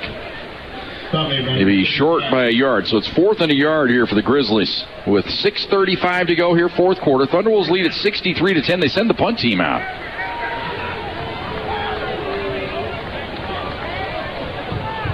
That's Tim Rosenbach sending a message to his offense. If you aren't good enough to get it on 3 downs, we're punting the football away. I'm tired of messing with it. And now we have Larson back to receive the punt. There's a flag there, and this roughing the punter. Yeah, I think this one's going to be the big one. But either way, it's they only needed 2 yards. Yeah. Larson caught the ball, returned it about 10 yards out to the 31-yard line, but it is going to be roughing. And he didn't make full on, kind of slid underneath him, but you get underneath the legs of a punter, that's just a no-no when you get down under, because that's the reason they're protecting him, because of the leg injury. Right, and they called this one a personal foul, which I don't disagree with, but it's just going to add to that penalty total. That's the only thing you're going to look at when you see this tomorrow. They are... Right now, through the third quarter, they're going to be at 125 yards in penalties, Jim. 125 yards. Every week it seems like it's triple figures, doesn't it? And he told us he dropped the hammer. He said, I'm done. We had to come to... It must be one of those foam hammers, Joe. That was a Nerf hammer. Because he told us, for public consumption, yes, that he dropped the hammer and got his message across that that is no longer going to be the case. There's 170, I think, 7 teams in Division II scoring this year in terms of statistics, and they are in like 165 in terms of discipline. That's how far down they are. Tonight didn't help. No, it didn't. Might have solidified their stance. Yes. Here's the handoff up the middle, a gain of about a yard. This is Tim Rosenbaum wanting to get the heck out of Dodge. Corey Brown, the ball carrier. And Brown on the carry, gets a yard. It'll be 2nd down and 9. Yeah, he's almost like he's milking the clock right now, isn't he? I don't blame him. It's 8:45. The outcome has been decided 2.5 hours ago. And Thunderwolves jump off, but they get back onside. I like the fact that they're not blowing that whistle. But that's not going to happen sometimes. They're going to get... Yeah, as long as you don't flinch on the other side. But the thing is, the offensive lineman could come up and they draw the penalty. Here's the pass, That's Hovas. a good catch by Hovas. On the right side. Pass complete to number 81, Chad Hovez. Stop made by... And it's a gain up to the 40. He just turned him into a Latin player, Hovez. Yeah, what was that? Well, we've heard Hovas, and there's the third one, Hovez. I've always known him as Chad Hovas, but... Yeah. 3rd down and a yard.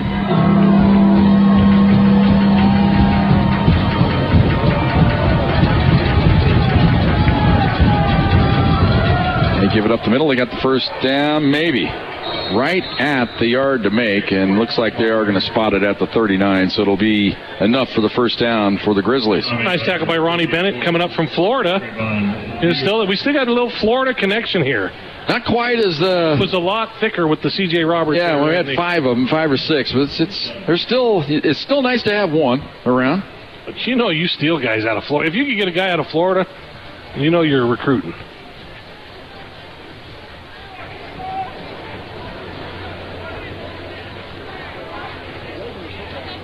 So 1st and 10 for the Grizzlies, down 63-10 here as we approach the 4-minute mark of the fourth quarter. Straight drop back.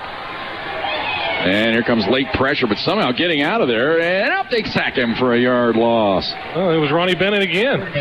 Bennett stayed with it that time, as running for his life was Hernandez. He averted about 3 guys there, but finally taken down.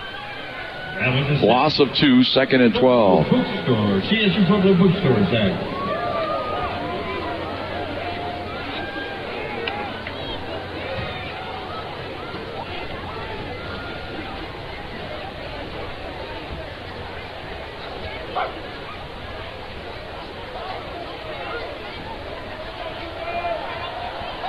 Second and 12 for the Grizzlies.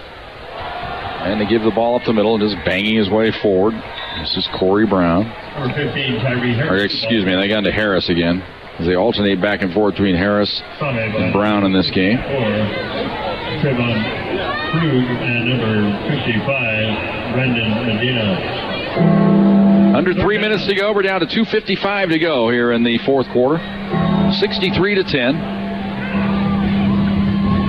Thunderwolves on top.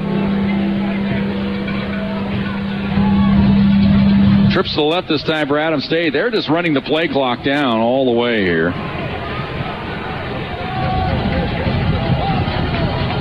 Straight drop back. They look left, fire it, and it's caught. Going to be about 4 yards short of the first down.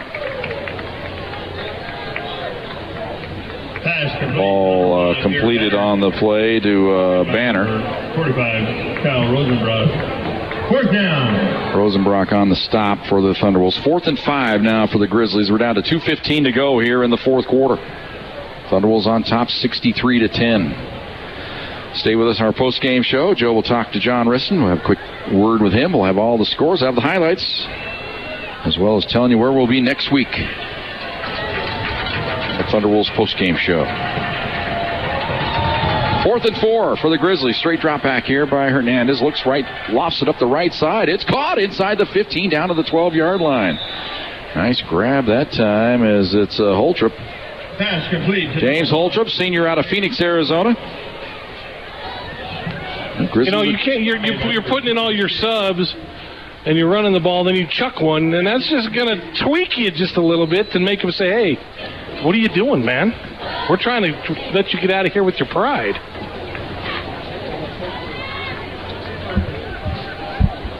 The sad thing about such a big victory is fans have been gone for a while now. Yeah, you don't get that nice salute at the end. Well, that's why you get a chance to come out to the Car Pros John Risson show Wednesday. You can salute us there. 1st and 10, although the players won't be there. Although a couple of them trickle in once in a while. Yeah, it's kind of a fine line. Your head coach is there. So do you want to be there? You come and drink an iced tea. Yeah, but you know what I'm saying. It's a fine line.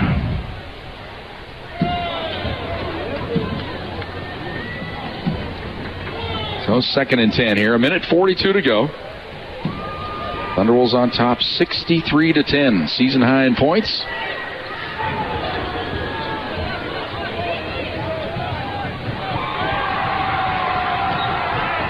Trips to the left. Oh, he's wide open if he gets it there. Oh. Yeah, incomplete. Sailed a little too long that time.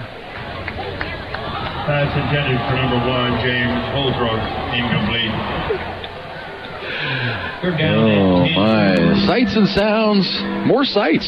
Thunderwolves football. Then you hear the gong. Yeah, it must be 3rd down. You know when it's 3rd down when you hear the... Is that what that is? Yeah. It's the AC. I've never watched a game here as a fan. Gong, yeah. I've never watched a game here as a fan, so... I've covered this team for 10 years. I just remember they used to play this when the closer used to come in for the Padres. Remember that guy, Hoffman? Hells Bells. Here's the pass over the middle. Caught. Touchdown, Grizzlies. Sorrell into the end zone. Marquise Sorrell. That's his 7th touchdown grab of the year. And you wonder, okay, why? Hey, keep playing to the gun. Okay, you can say that, but CSU Pueblo took its defense out basically. Extra point try upcoming by Montana Gomez. Ball's down, kick is up, and it is good. Minute 33 to go here in the fourth quarter. Adams State on the board, 63-17. Thunderwolves on top on Fox Sports Pueblo. 63-17. Thunderwolves on top. Minute 33 to go, so the Thunderwolves take this kickoff all the way up and along the line here. See if Adams State's going to kick an onside kick. Kickoff here investment plan with Mike Salarino and Janelle Chorak. Thunderwolves have their hands team up. Investment group.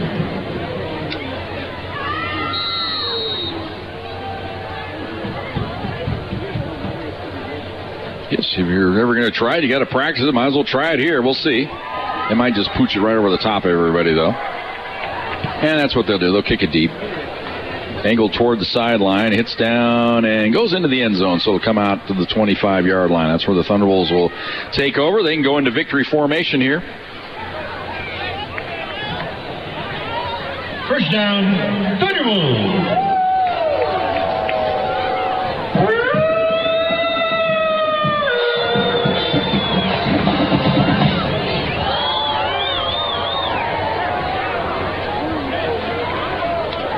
Well, the Thunderwolves have scored through the air, on the ground. They've run back a punt block. They've run back a punt return. They've had an interception return. They've scored in any number of ways here tonight.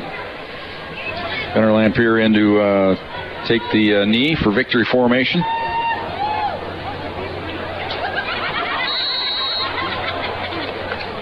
Have to do it a couple more times here.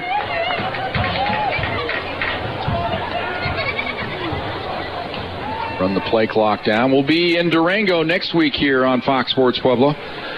As we go to play Fort Lewis, it'll be a noon kickoff, 11:30 pregame right here on AM 1350.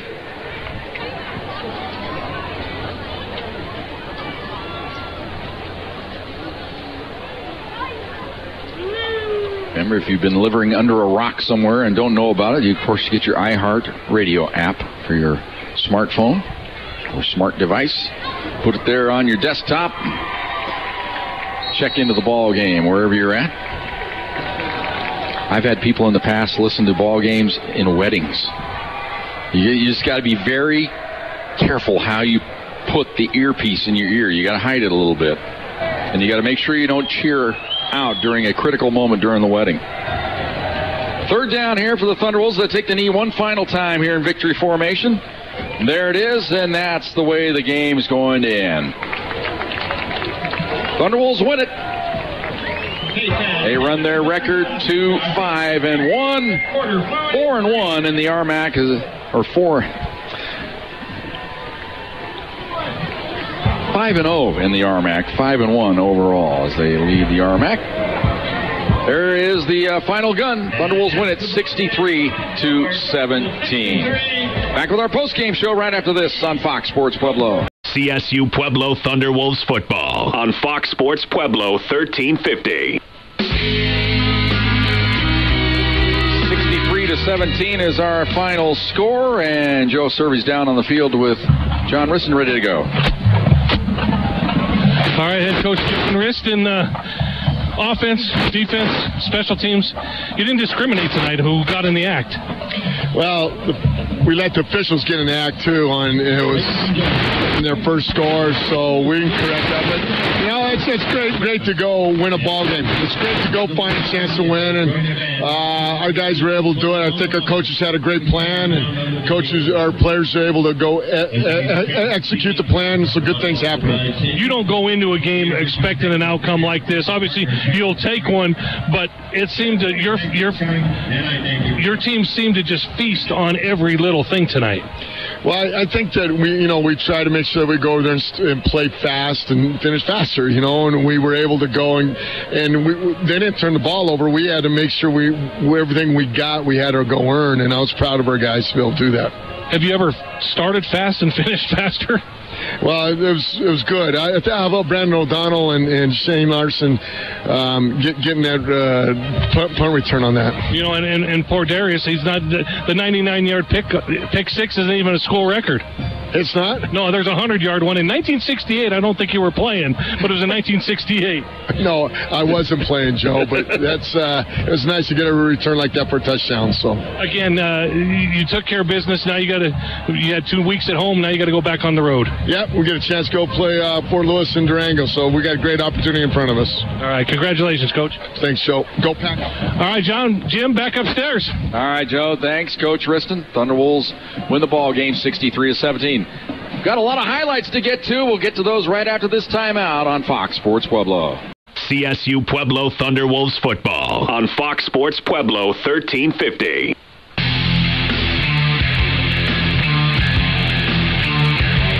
And welcome back to the Thunderwolves post-game show. Thunderwolves win the ball game tonight 63-17. Caitlin Norton's been back at mission control compiling all the highlights tonight. We've got a lot of them. Thunderwolves didn't waste any time on their first possession of the ball game. After stopping Adams State, they took over at their own 40-yard line. They would go 60 yards in 5 plays, setting up their first touchdown of the night. 2nd down and 2. Up under center this time, Dowson. Ball in the left hash mark. Denard the lone back. Double single wide out left. Boyd comes in motion, resets behind the left tackle. They give it to Marche off the left side. Nice cut into the end zone. Touchdown. Well, they're generous. They gave him 3 yards on the official touchdown. A 3-yard touchdown run by Denard. Mitchell Carter's extra point made it 7-0 Thunderwolves at that point. Thunderwolves defense would get a stop. And they would take over after a excellent punt return, as a matter of fact, to the 35-yard line of Adams State. This time it would take them 7 plays to go the 35 yards. Johnson going to be in the slot to the right. Smith wide to the left. O'Shea Washington in the slot to the left. From the pistol, Dowson takes the snap. Comes pressure off the edge. Fires into the end zone. Caught. Touchdown!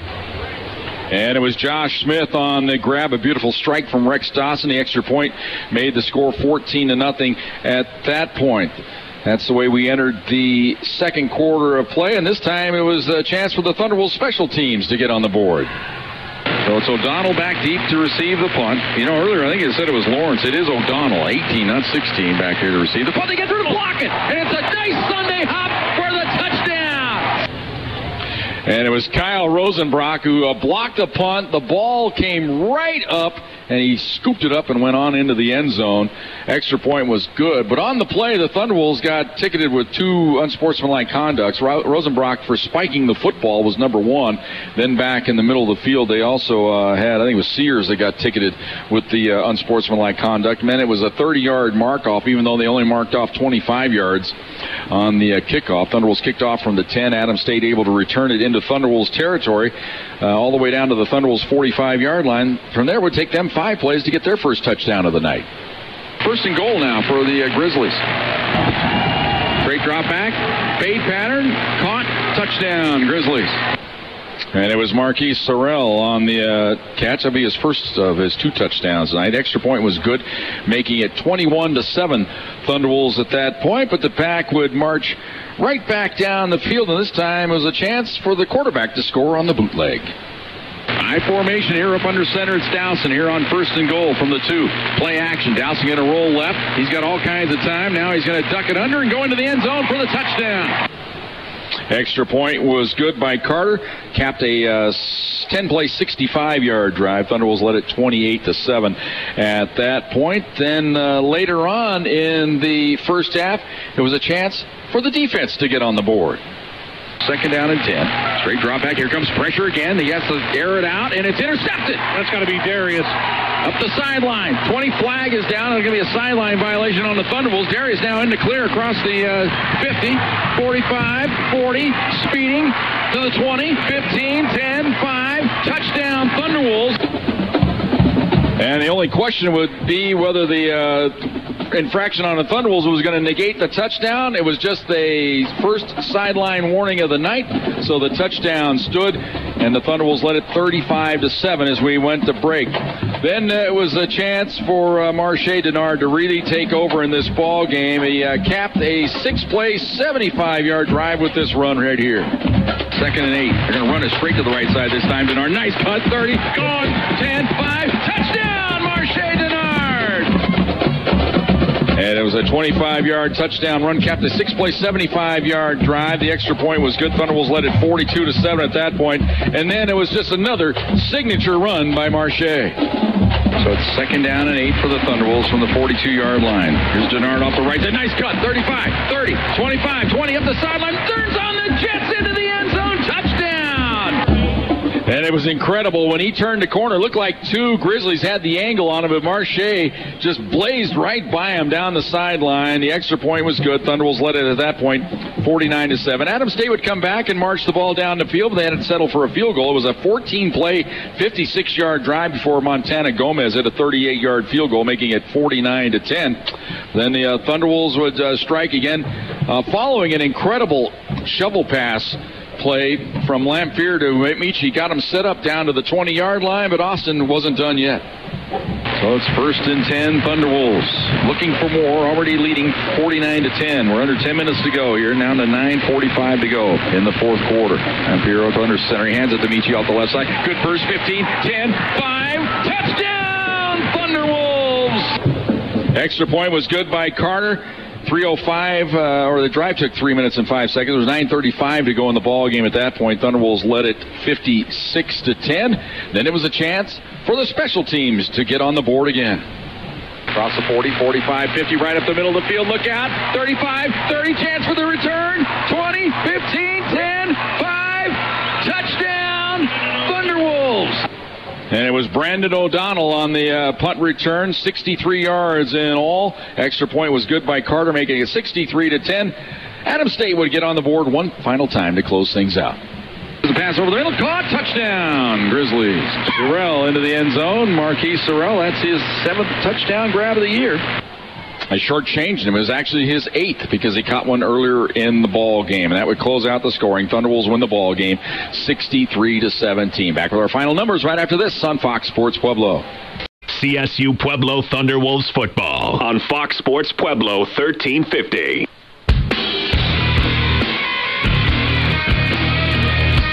And welcome back to the Neta and Eddie DeRose Thunderbolt. Thunderbolts win the ball game 63-17 is the final. Here are the final numbers from tonight's ball game. Stats-wise, Thunderbolts with 22 first downs, Adams State with 21. Thunderbolts with 277 on the ground, 182 through the air, 459 yards in total offense on 55 plays from scrimmage. Adams State 89 on the ground, 259 through the air, 348 yards in total offense, a total of 83 snaps from scrimmage tonight. One of the key numbers of the game, Thunderbolts able to get the interception, the turnover, and take it into the end zone. Thunderbolts did fumble it once tonight, so the plus-minus was 0 on the turnovers tonight. Thunderbolts on 3rd down tonight were 5 of 8. Adams State 7 of 19. Thunderbolts were 1 for 1 on 4th down. Adams State 2 of 4. Thunderbolts 4 of 4 in the red zone. Adams State 2 of 3. Time of possession, Thunderbolts 24 minutes, 20 seconds. Adams State actually had the ball for 34:07. That doesn't add up, so they're going to have to figure that one out. Individual numbers tonight. Denard, 15 carries for 155 yards, 3 touchdowns, averaged 10 yards a carry tonight. Austin Michi, 15 for 108. He also had a touchdown, averaged 7 yards a carry. Smith had 1 carry for 12. Dowson 2 for 7, including the touchdown. Brown was 13 for 46.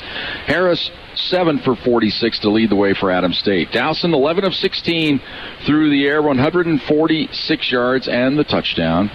Nick Rooney 18 of 37, 1 interception and a touchdown, 166 yards. Jorge Hernandez off the bench, 10 of 22 for 93 yards and a touchdown. Johnson 3 for 10, Smith 2 for 28, Eckhoff 2 for 25, Denard 1 for 30 for the Thunderbolts receiving. Sorrell 7 for 71, Hove 6 for 52, Fishback 5 for 36, Holtrop 4 for 63. Defensive numbers pair tonight, 8 tackles, Donnell with 8, Jackson had 10, Bundy with 6 to lead the way for Adams State. Final score, Thunderwolves win it 63-17. Back with the scoreboard show right after this on Fox Sports Pueblo.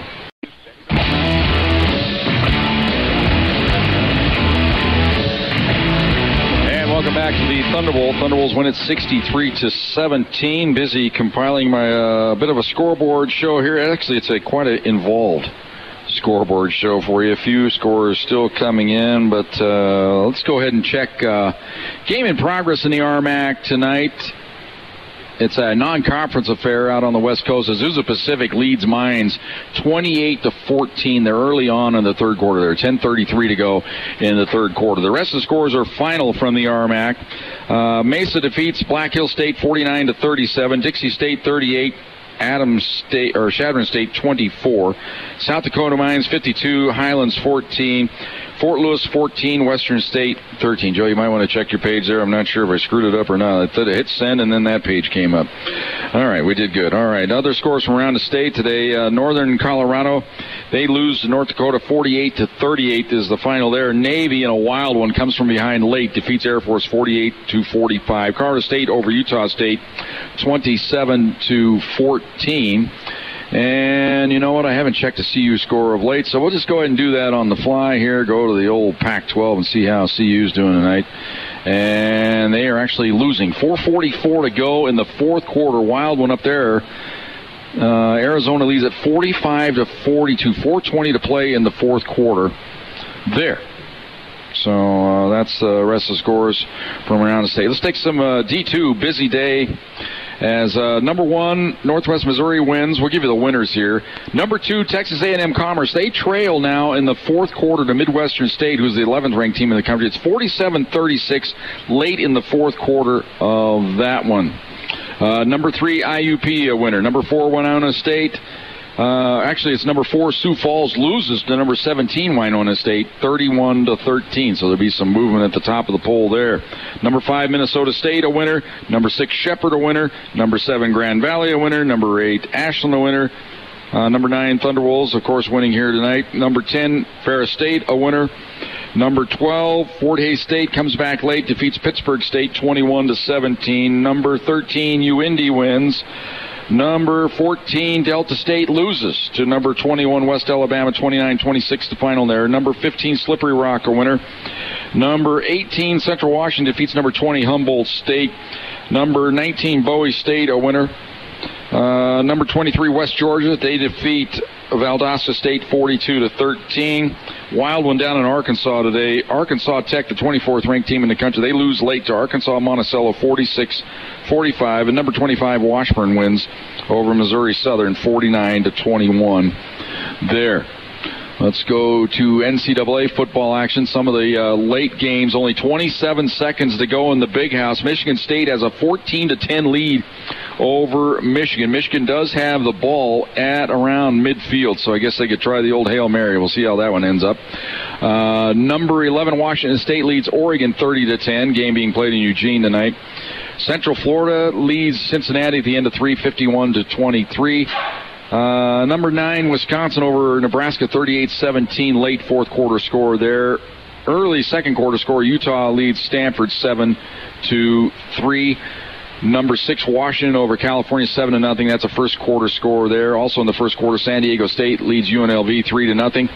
That's the final. The rest of these are finals. Clemson over Wake Forest 28-14. We'll give you the winners here. Iowa State, big upset of the day, knock off number 3, Oklahoma. Number 5, Georgia a winner. Number 4, Penn State a winner. Number 12, Auburn a winner. Number 8, TCU defeats number 23, TCU 31-24. Number 21, Florida loses to LSU 17-16. Number 21, Notre Dame over North Carolina.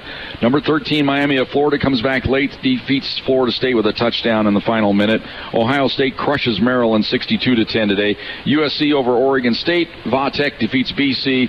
Alabama, surprisingly close win over Texas A&M 27-19 is the final there. Last night, North Carolina State defeated Louisville 39-25. A couple of baseball scores to pass along. The Nationals come back with 5 in the 8th tonight, defeat the Cubs 6-3.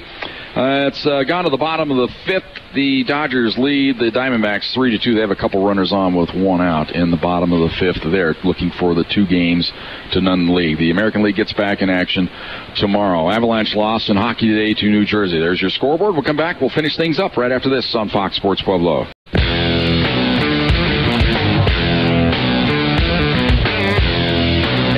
welcome back to the Thunder Bowl. Thunderbolts win it here tonight, 63-17. We talked about a couple of those games late. It has gone final. Michigan has been beaten tonight by Michigan State. 14-10 is the final tonight from the Big House. And we talked about that one other in Division II. We'll see if that one's gone final yet. Nope, still late fourth quarter. Midwestern State over A&M Commerce. So that concludes our scoreboard portion of our post-game show. Time to tell you what we're going to be doing next week. Of course, we have the CarPro's John Riston Show for you on Wednesday night, 6 o'clock from Thunder Zone Pizza and Tap House. Hope you can come out and join us.